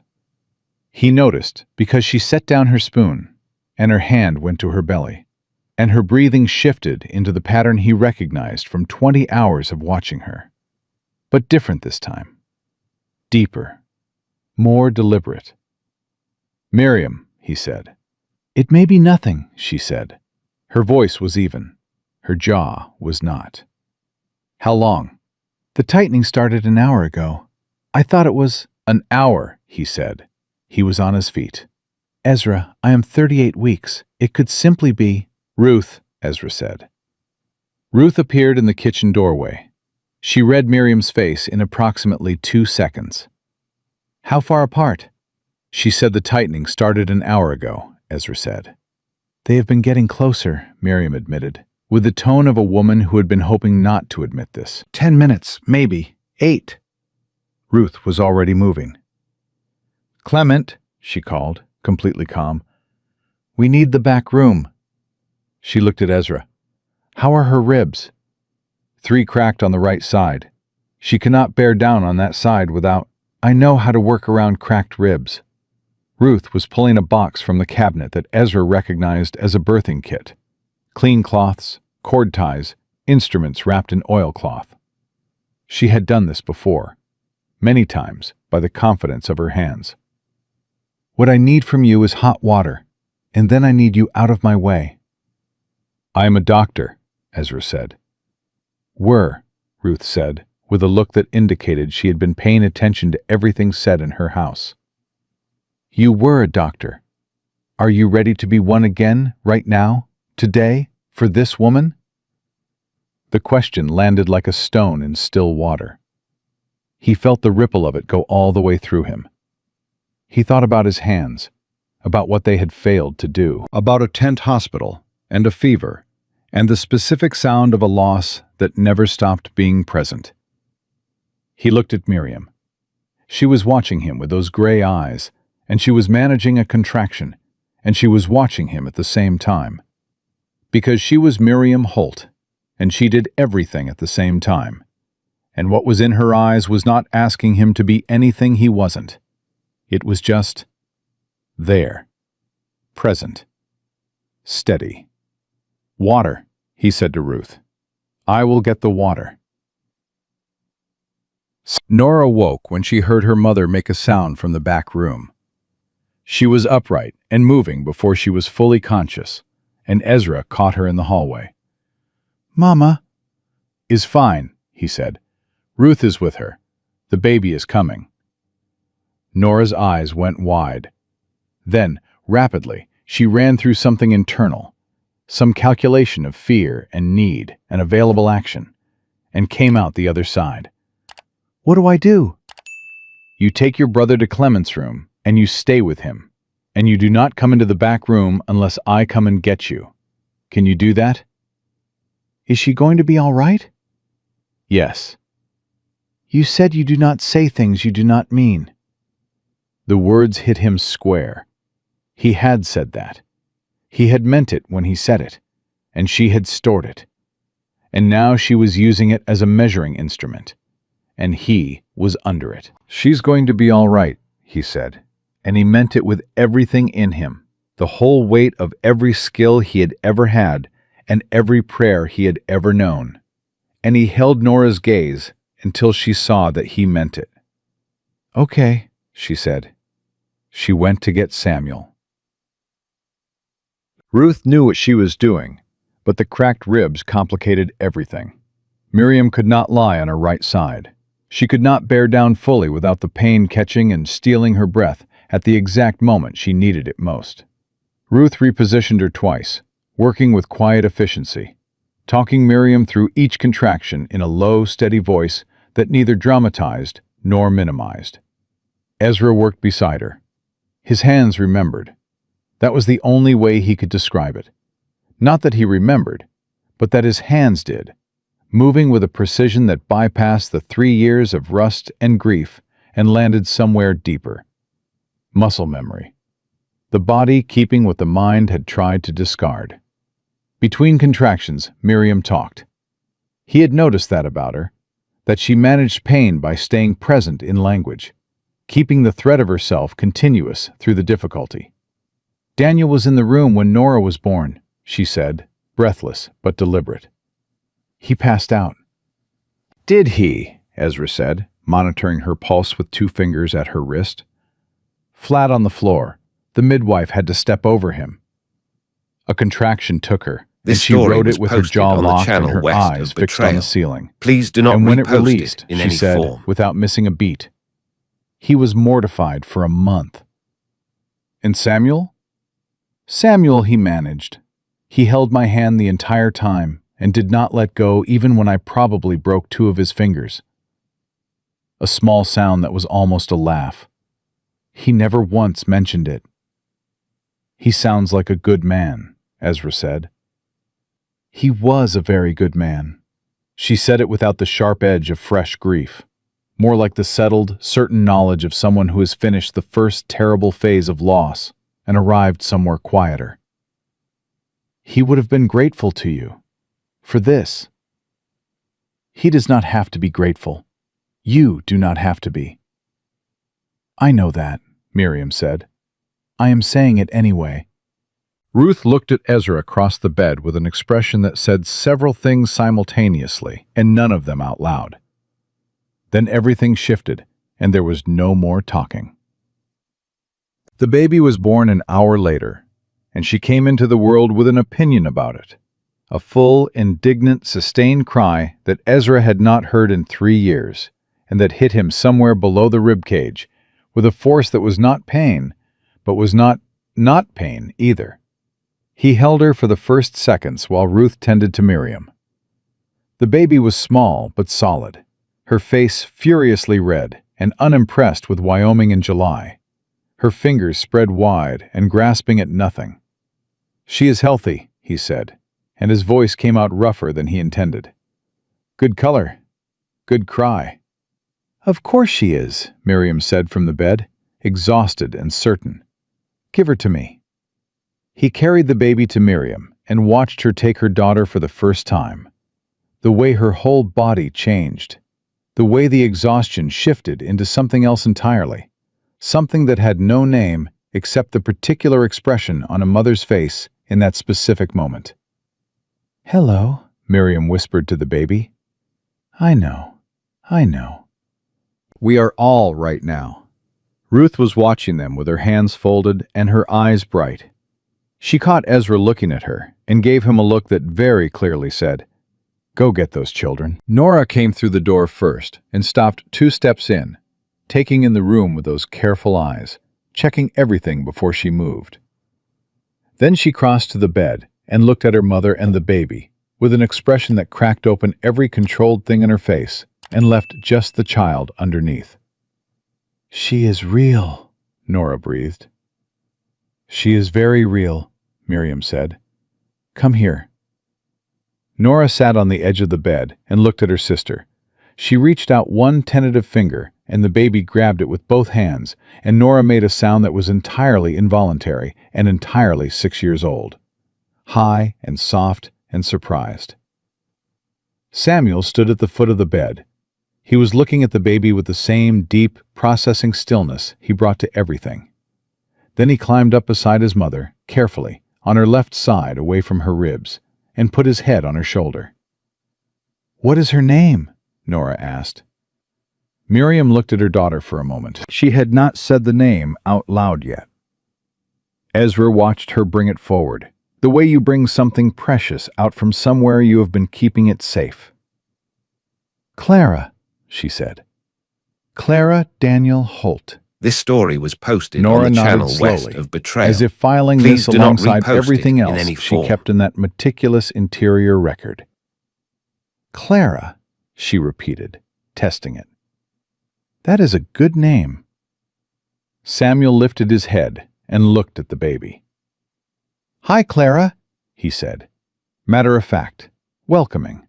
The way he said everything, as if it was already true.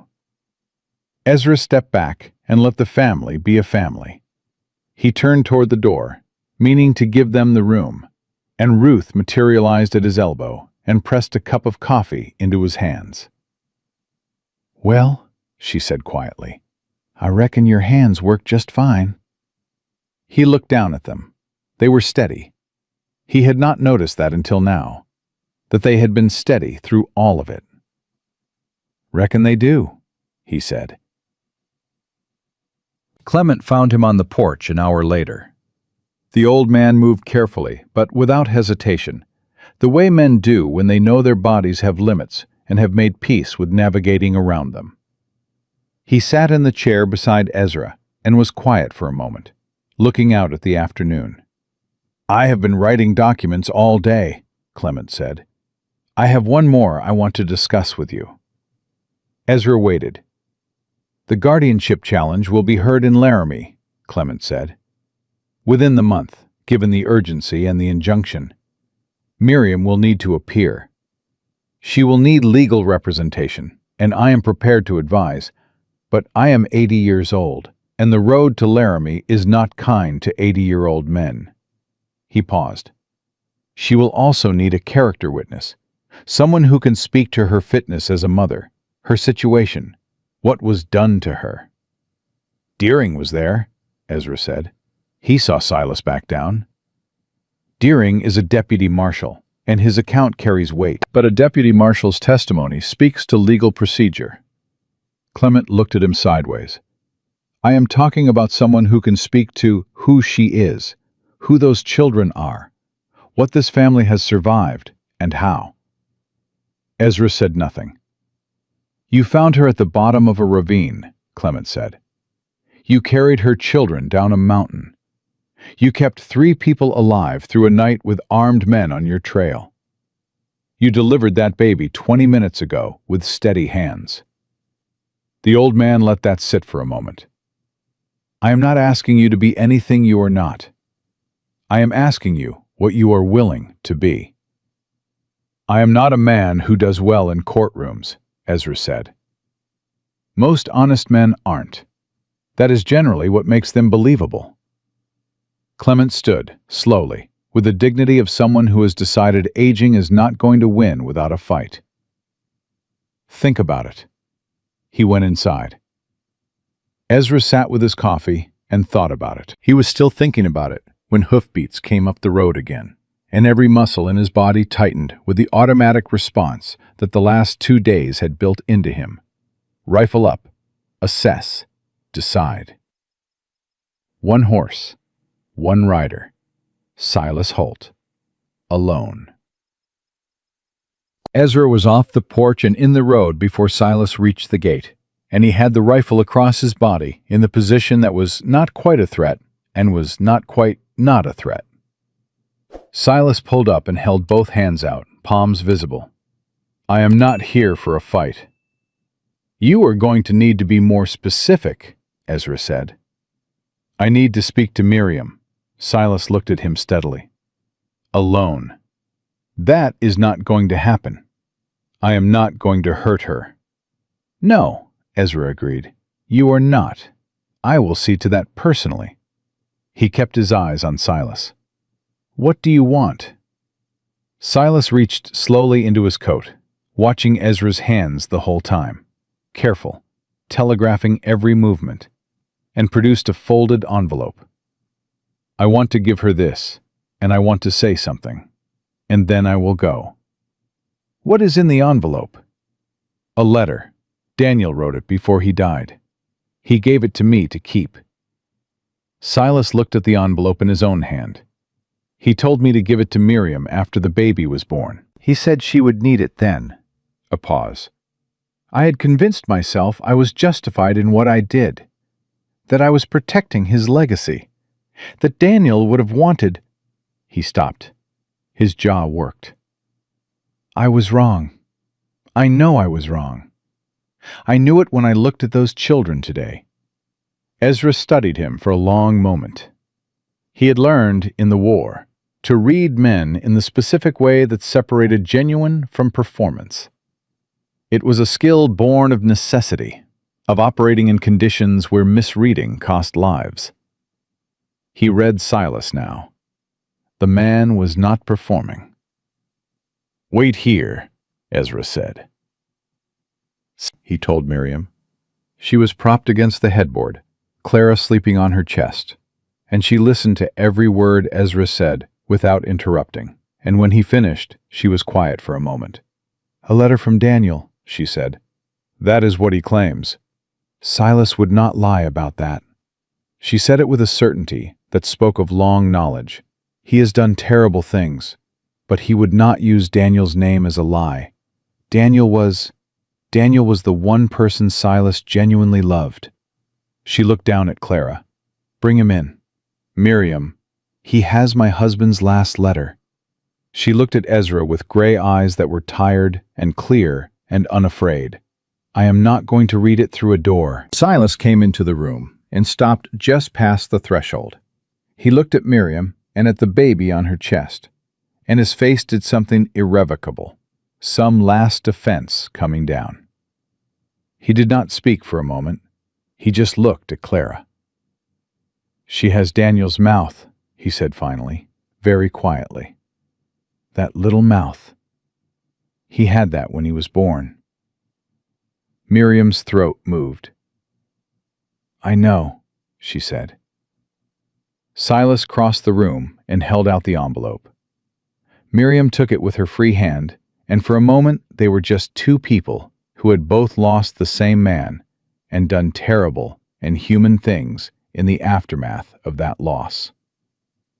I should not have filed the papers, Silas said. I told myself I was acting in the children's interest. I was acting in mine. I was frightened of losing the last piece of him. He looked at Nora, standing at the wall with her arms folded and her eyes sharp as ever. I know what I did on that trail. I know what these children saw. There is no taking that back. No, Miriam said. There is not. I am going to withdraw the petition, Silas said. I will have my lawyer file the withdrawal tomorrow. He looked at Clement, who had appeared in the doorway. Whatever document you need me to sign, Judge Shaw, I will sign it. Clement nodded once. I will have it ready in the morning. Silas looked at Miriam one more time. I am sorry, he said. I know that does not reach what I owe, but I am sorry. He left without waiting for a response, and the sound of his horse leaving the yard was a different sound than when Silas Holt had ridden away before. Not the retreat of a man who had been stopped, but the departure of a man who had chosen to stop himself. Nora watched him go. Then she looked at her mother. Do you believe him? Yes, Miriam said. Why? Because he mentioned the withdrawal in front of a judge, Miriam said, and he did not have to do that. She looked at the envelope in her hand. And because he kept Daniel's letter for 8 months and drove it here personally. Nora absorbed this with her usual careful thoroughness. Then she looked at the envelope and said, Are you going to read it now? In a little while, Miriam said, after everyone gives me a moment alone. Ruth herded the children out with the efficiency of long practice. Clement withdrew. Deering, who had appeared at some point and was leaning in the hallway, nodded once and moved off. Ezra turned to follow them. Ezra, Miriam said. He stopped. Stay, she said. Please. He turned back. He sat in the chair beside the bed. Clara made a small sound in her sleep, and Miriam's hand moved to the baby automatically, and then she opened the envelope. She read it without speaking. Her face moved through things he did not try to interpret. They were too private, too particular to the specific grief and love of a specific This story marriage. was posted on the And he channel kept West his eyes of on the Betrayal. window. Please and do let not her have repost them. it When she in any finished, form. she folded the letter carefully and held it against Clara's back. He said, she began, and stopped. Tried again. He said, thank you for not letting him suffer. He said he knew it was not fair to ask. He said he loved me more than he knew how to say, and that the letter was his attempt, and that it would probably fall short. She pressed her lips together. He said to tell the children he is watching, and he said, she looked at Ezra. He said, find someone worthy of you. Do not stay alone for me. Promise me that. The room was very quiet. He wrote that, Ezra said. He did. She looked down at Clara. Daniel always knew things before I did. He was like that. A pause. He wrote it before the baby was born. Before he knew if it was a girl or a boy, he just wrote Clara, her name. He knew. Ezra had no words for that. Some things existed beyond what words were adequate to carry. He would have liked you, Miriam said. It was the second time she had said it. The first time, it had been speculative. This time, it had the weight of a conclusion. You said that before, Ezra said. I mean it more now. She looked at him with tired, clear eyes. What Clement asked you? About Laramie. You heard that. The walls in this building are thin, and I was listening. The corner of her mouth lifted slightly. Will you come? He looked at her. This woman who had been pushed off a ledge and climbed out of a ravine and traveled 2 miles on cracked ribs and a broken ankle, and stood in a doorway to defend her dead husband's honor, and delivered a baby 6 weeks early, and read her husband's last letter in a room full of strangers, and was now watching him with steady gray eyes, waiting for an answer. I will come, he said. Thank you. You do not have to. I know I do not have to, she said, with a specificity that closed that particular conversation. I am saying it anyway. I seem to do that with you. Nora appeared in the doorway. She had Samuel's hand, and she had clearly given her mother what she determined was a sufficient amount of alone time, and had now made an executive decision on the matter. Mama, she said, Samuel wants to hold Clara. Samuel can hold Clara if he sits very still. Samuel came to the bed and sat with the concentration of a person undertaking a significant responsibility. Miriam transferred Clara carefully, and Samuel received her with both arms and went absolutely motionless, as if he had decided that stillness was the best gift he could offer this new, small person. Clara opened her eyes, unfocused, dark, searching. Samuel looked at her with that grave and ancient expression of his. Hi, Clara, he said again. Then, after a moment, I am Samuel. I am your brother. He thought about this. I will not let anything happen to you. Nora looked at Ezra. Ezra looked at the floor and breathed through his nose for a moment. Are you staying? Nora asked him. Direct, no preamble, the same way she asked every important question. For now, he said. What does for now mean? It means yes, with more thinking still to do. Nora considered this. Okay, she said. Then, you should probably eat something. Ruth made more beans. That is a good idea, Ezra said. He stood and went to the kitchen, and Ruth put a bowl in front of him without being asked, and sat across from him with her own coffee, and looked at him with the frank, comfortable assessment of a woman who had been watching people arrive at crossroads her entire life, and knew which way they were going to go before they did. Well, she said. Well, he said. You are not going back to that mountain alone. It was not a question. He did not answer it as one. No, he said. I do not reckon I am. Ruth nodded once, satisfied, and refilled his coffee. The road to Laramie took 4 days, and Ezra drove the wagon. It was Clement's wagon, a solid, well-sprung rig that Ruth had lined with blankets and a proper mattress pad for Miriam, because Ruth Shaw's philosophy extended beyond crises to the management of everything that followed them. Clara was 11 days old. Miriam's ribs were healing. Her ankle was still wrapped but bearing weight. She sat on the back with the baby and refused, categorically, to lie down for more than an hour at a stretch. Nora sat beside Ezra on the bench. She had claimed the spot on the first morning without discussion, climbing up before Samuel could and settling herself with the particular decisiveness of a child who has identified a position worth holding. Samuel did not argue. He rode in the back with his mother, and spent most of the first day studying Clara with the focused attention of someone conducting important research. "Do you know where Laramie is?" Nora asked, on the morning of the second day. "I do," Ezra said. "Have you been there before?" "Once. Years ago." "Before the war?" He glanced at her sideways. She was looking straight ahead at the trail, her hands folded in her lap with that adult patience of hers. "After," he said. "Was it bad? The war?" He was quiet for a moment. The horses moved steadily, the July heat building slowly toward noon. "Yes," he said. "It was very bad." "Mama says the war broke a lot of men," Nora said. "She said some of them never came back, even when they came home." "She is right." "Did it break you?" The directness of it landed the way her directness always landed, clean and without malice.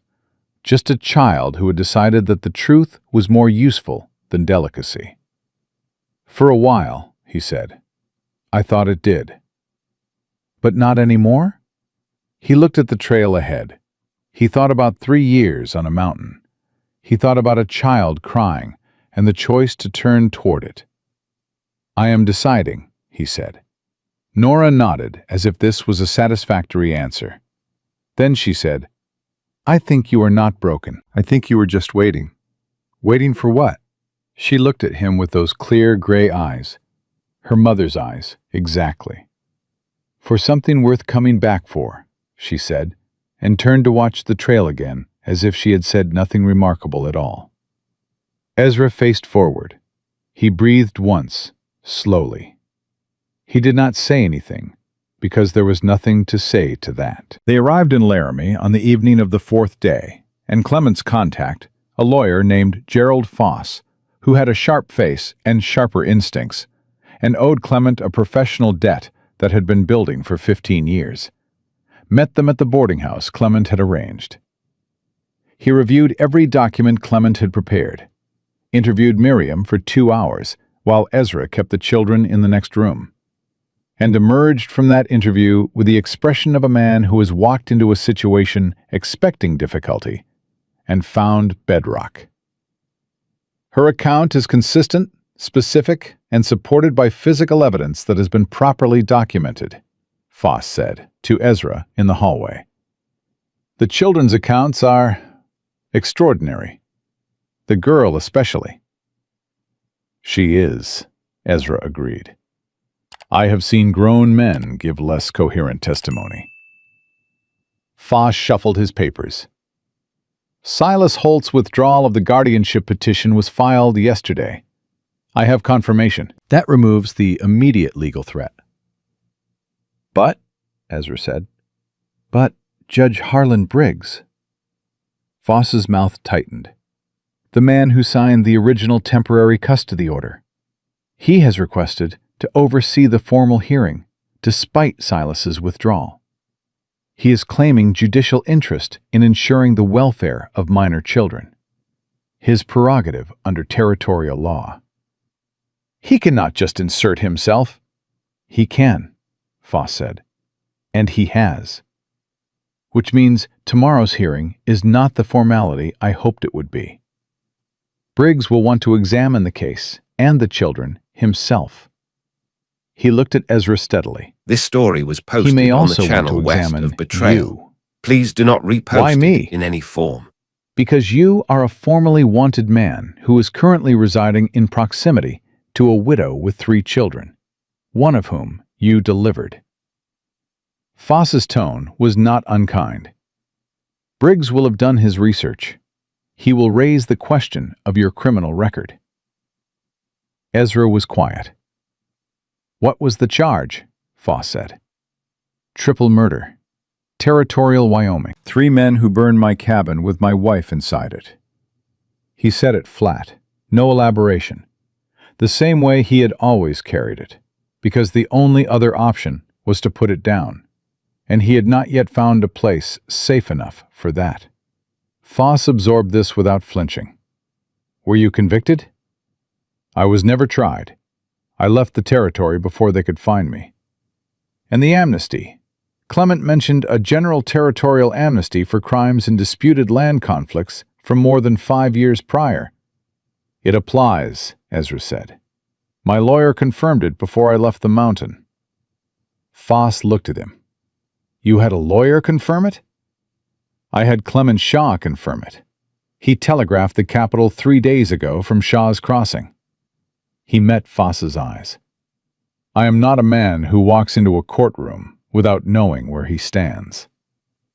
Something shifted in Foss's expression. A recalibration, upward. No, he said. I can see that. He gathered his papers. Then we go in the morning and we let the law work.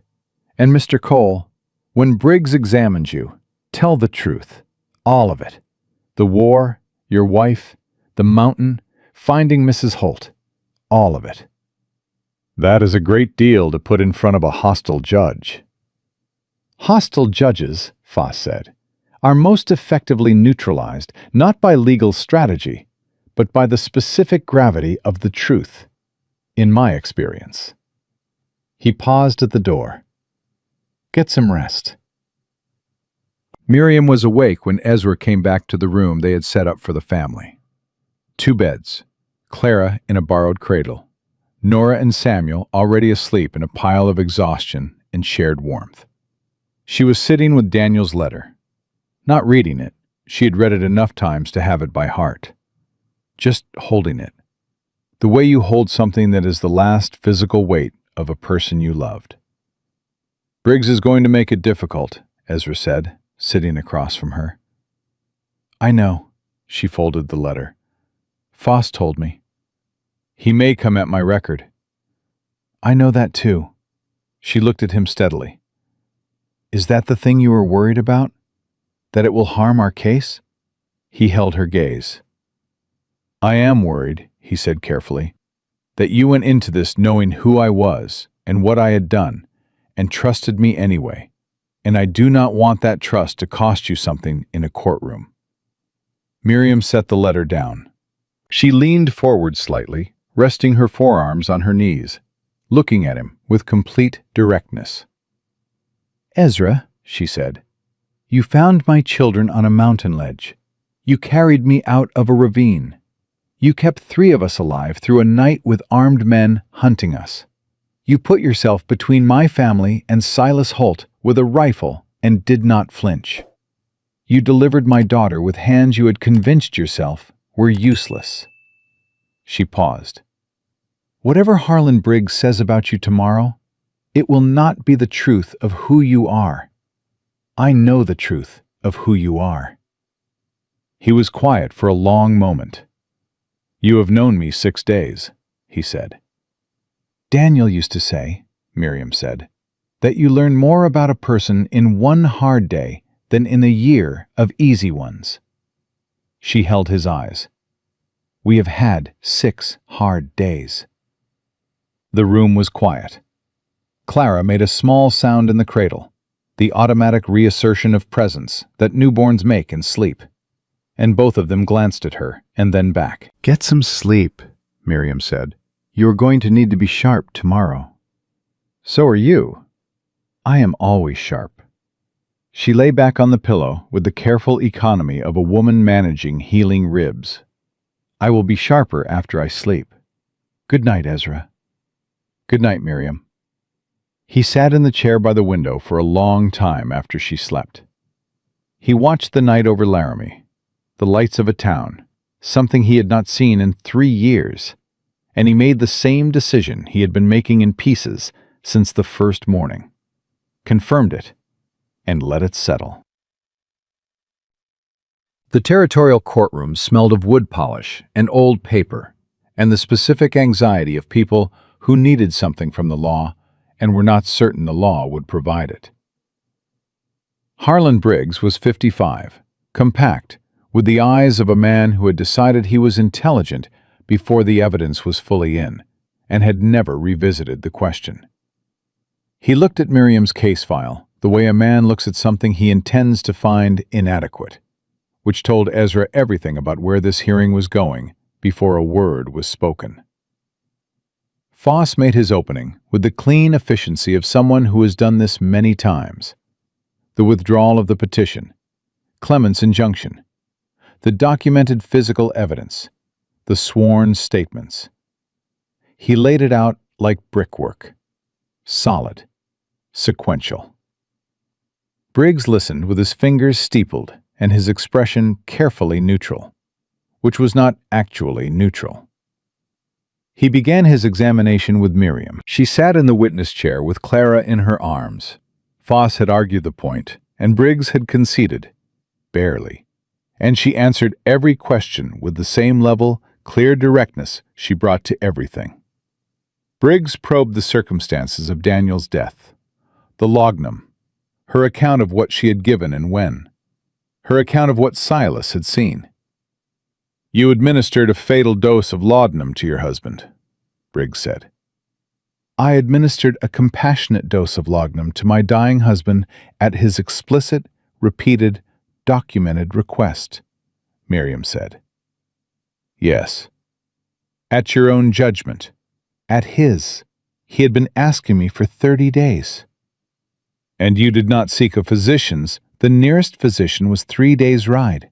My husband was coughing blood twice an hour and could not lift his own head."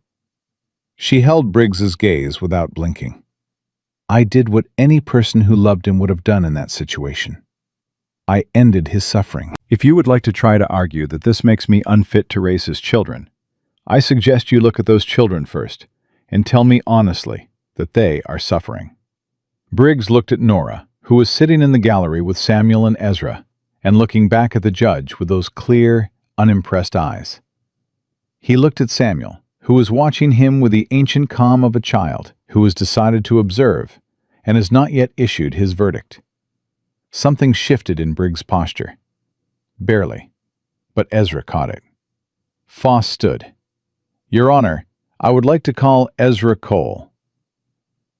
Briggs had done his research. That much was clear from the first question. "Mr. Cole," he said, consulting his papers, "you were wanted in Wyoming Territory for the murders of 3 men. Is that correct?" "I was wanted for killing 3 men who burned my cabin with my pregnant wife inside it," Ezra said. "Yes." "You did not stand trial." "The territorial amnesty for land conflict crimes more than 5 years prior applies to my case. Gerald Foss has filed the relevant documentation." He paused.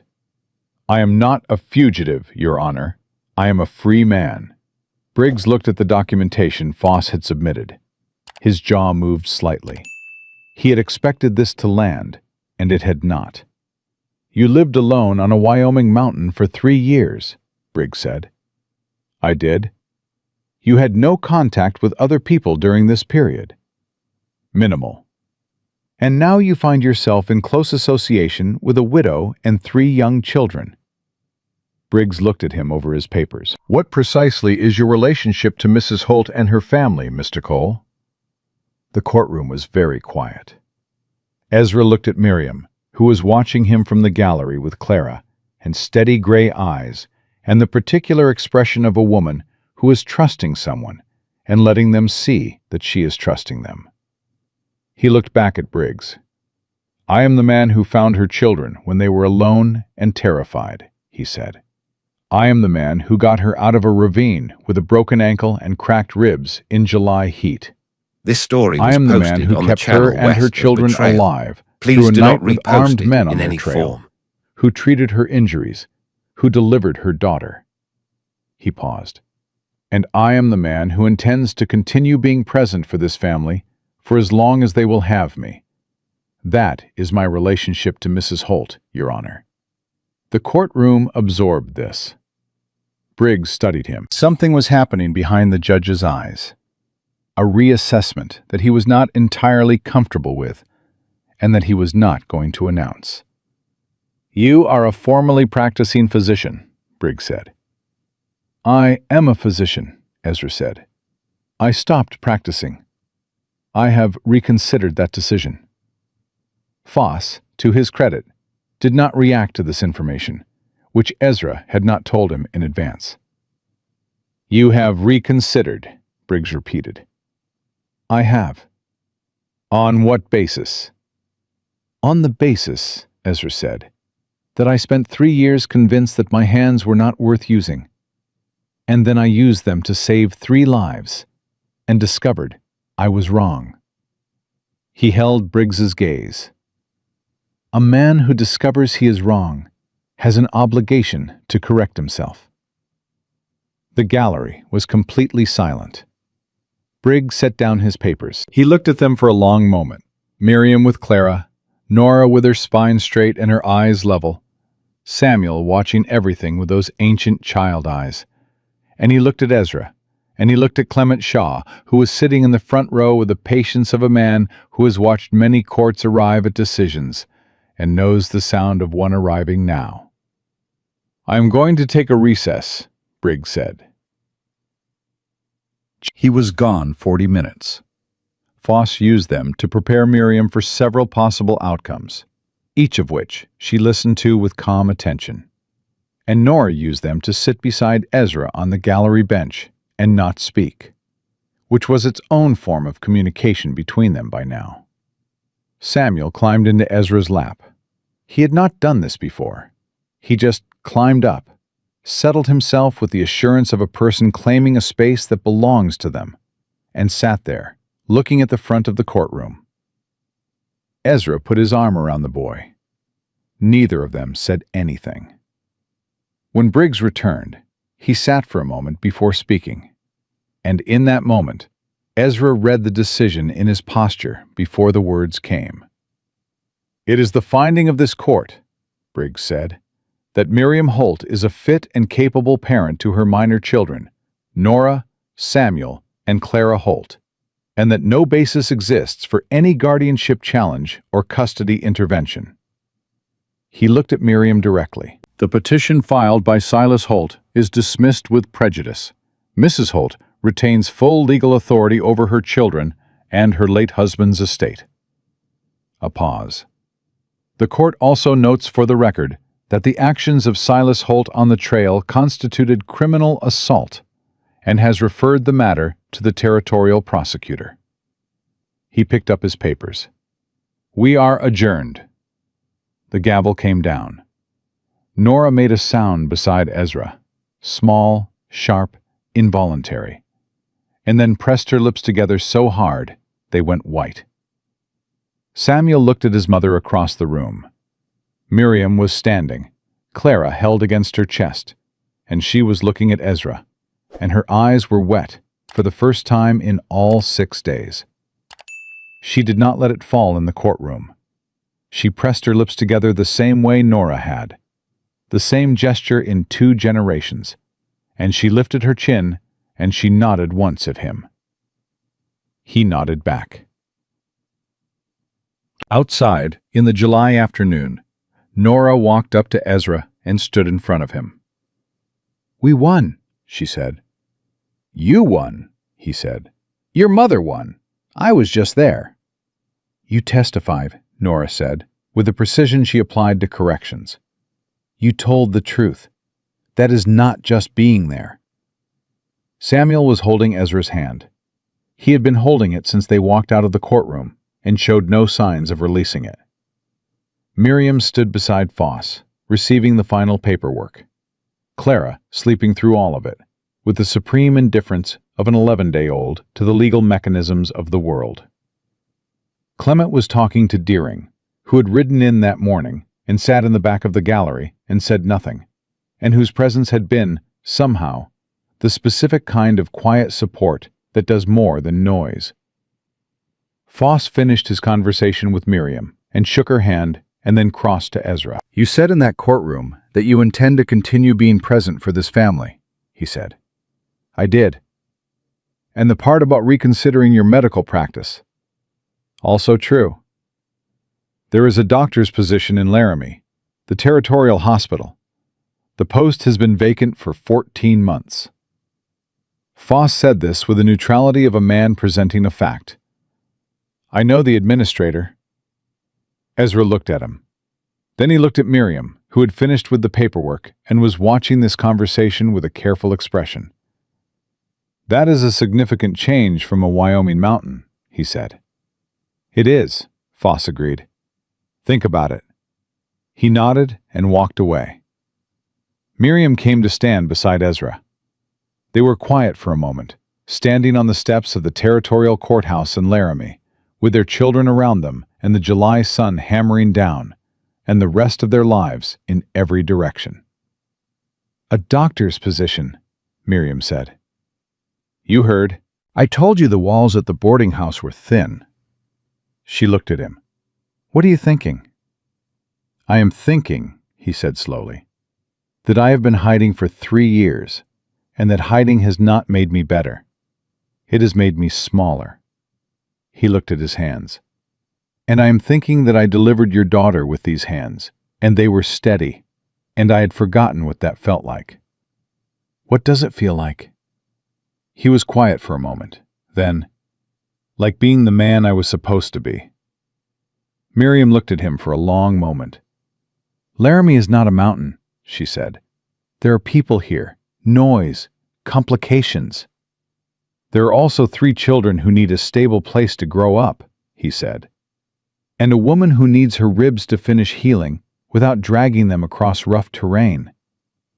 I am managing the ribs fine. You are managing them the way you manage everything, by refusing to admit how much it costs you. He held her gaze. You did not have to manage everything alone, Miriam. She looked at him. The gray eyes did something he had not seen in them before. Not the iron, not the calculation, not the measured trust. Something softer and more frightened and more real. I have been alone since Daniel got sick, she said. A long time before he died, actually. When someone you love is that ill, you are already in a kind of alone that does not have a name for it. I know, he said. I know that particular alone. She breathed once. This is very fast, she said. 6 days, he agreed, with a great deal packed into them. You did not know me. Not really. Not the ordinary version of me that is not running from men on horseback. I know you managed a contraction while watching my face to see if I was going to hold together, he said. I know you stood in a doorway on cracked ribs to defend a dead man's honor. I know you read your husband's last letter in a room full of strangers, and you did not once ask anyone to look away. He paused. I am not concerned about the ordinary version of you, Miriam. I am interested in all of it. She was quiet for a long time. Clara woke up and made her opinion known, and Miriam shifted her automatically, and Clara settled, and in the small, domestic, ordinary miracle of that moment, something in Miriam's face arrived at a decision. I am not looking for someone to save me, she said. I want to be very clear about that. I know. I saved myself. I saved my children. You did. What I am looking for... She stopped, looked at Clara, at Nora standing 3 feet away, pretending not to listen, and listening to every word. At Samuel, who had let go of Ezra's hand and was now standing with his shoulder pressed against Ezra's arm, in the sideways declaration of allegiance that was Samuel's particular language. What I am looking for is someone to stand beside me. Not in front, not behind. Beside. I know where beside is, Ezra said. This story was posted on the I have been channel learning west its location, of Betrayal. he said. Please do not since the repost moment you it told me in to any stop form. talking while you caught your breath on a ravine wall. Nora, who had been pretending with decreasing success not to listen, abandoned the pretense entirely and looked directly at both of them. Are you going to stay with us? She asked Ezra. Nora, Miriam said. I am asking, Nora said simply. I want to know. Ezra looked at Nora. He looked at Samuel, who had turned his face up and was watching him with those measuring, ancient eyes, waiting for the evidence that would confirm the conclusion he had been compiling since the mountain. He looked at Miriam. She did not tell him what to say. She did not make it easy or hard. She just watched him with gray eyes that had seen the truth of 6 hard days, and decided, on the basis of that truth, to see what came next. Yes, Ezra said. I am going to stay. Nora exhaled. A long, deep breath.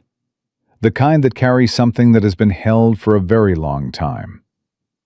Samuel turned back around and pressed his shoulder more firmly against Ezra's arm, and did not say anything, because Samuel had already spent his words on the things that mattered most, and this was beyond words. Miriam looked at Ezra for one more moment. Then she said, quietly, so that only he could hear, "Welcome home, Ezra Cole." He had not had a home in 3 years. He had had a cabin and a mountain, and a deliberate and cultivated emptiness that he had called surviving, and known, in his most honest moments, was something less than that. This was different. This was a woman with cracked ribs and steady gray eyes, and Daniel's letter in her coat pocket, and a newborn against her chest. This was a 6-year-old who had stood at a ravine's edge all day because she would not leave her mother and would not let herself cry about it. This was a 4-year-old boy who saved his sentences for the things that mattered and gave his hand to strangers on mountain trails when they needed something to hold on to. This was what he had turned toward when a child cried, and every trained instinct in him said, "Keep moving." This was what came from turning toward the sound. That evening, in the boarding house, after the children were asleep, and Clara was fed, and the long day had settled into the specific quiet that follows large things resolved, Miriam sat across from Ezra at the small table by the window. 2 cups of coffee between them, the night sounds of Laramie outside, the ordinary, unremarkable, precious sound of children breathing in sleep from the next room. "What are you thinking?" Miriam asked. Ezra looked at his coffee. He looked at his hands, steady on the table. He thought about a mountain, and 3 years of silence, and a morning when the silence broke on the sound of a child crying. He thought about what it cost, and what it returned, and how the accounting, when he ran it honestly, came out entirely different from what he had spent 3 years telling himself. "I am thinking," he said, "that I came to that mountain to stop feeling anything. And I am thinking that it did not work." He looked up at her. "And I am glad it did not." Miriam picked up her coffee cup. She held it in both hands, the way people hold warm things when the warmth is the point. "Daniel's letter," she said, "ends with the words, 'The best thing I ever did was choose to love you.' I think about that." She looked at him over the rim. "Choosing is the whole of it, not what happens to you, what you choose to do with what happens to you." "He was a wise man," Ezra said. "He was." She set the cup down. "And so are you, Ezra. Whether you have finished believing it yet or not." Outside, the Laramie night settled in. Inside, 2 people sat with their coffee and their silence, and the accumulated weight of everything it had taken to arrive at this particular table, this particular moment, this particular beginning. Ezra Cole had come to the mountains to disappear. He had disappeared thoroughly, expertly, with the full commitment of a man who believed that the world was safer without him in it. And then a child had cried, and he had turned around. Everything that mattered, every real and lasting thing, had started there, in that single choice, on a July morning on a Wyoming mountain, when a broken man heard someone who needed help and chose, after 3 years of silence, to answer. That was how families were made, not in grand gestures, not in perfect moments, but in the simple, costly, irreversible act of turning toward the people who needed you, and choosing, against all the fear and all the grief and all the reasons not to stay.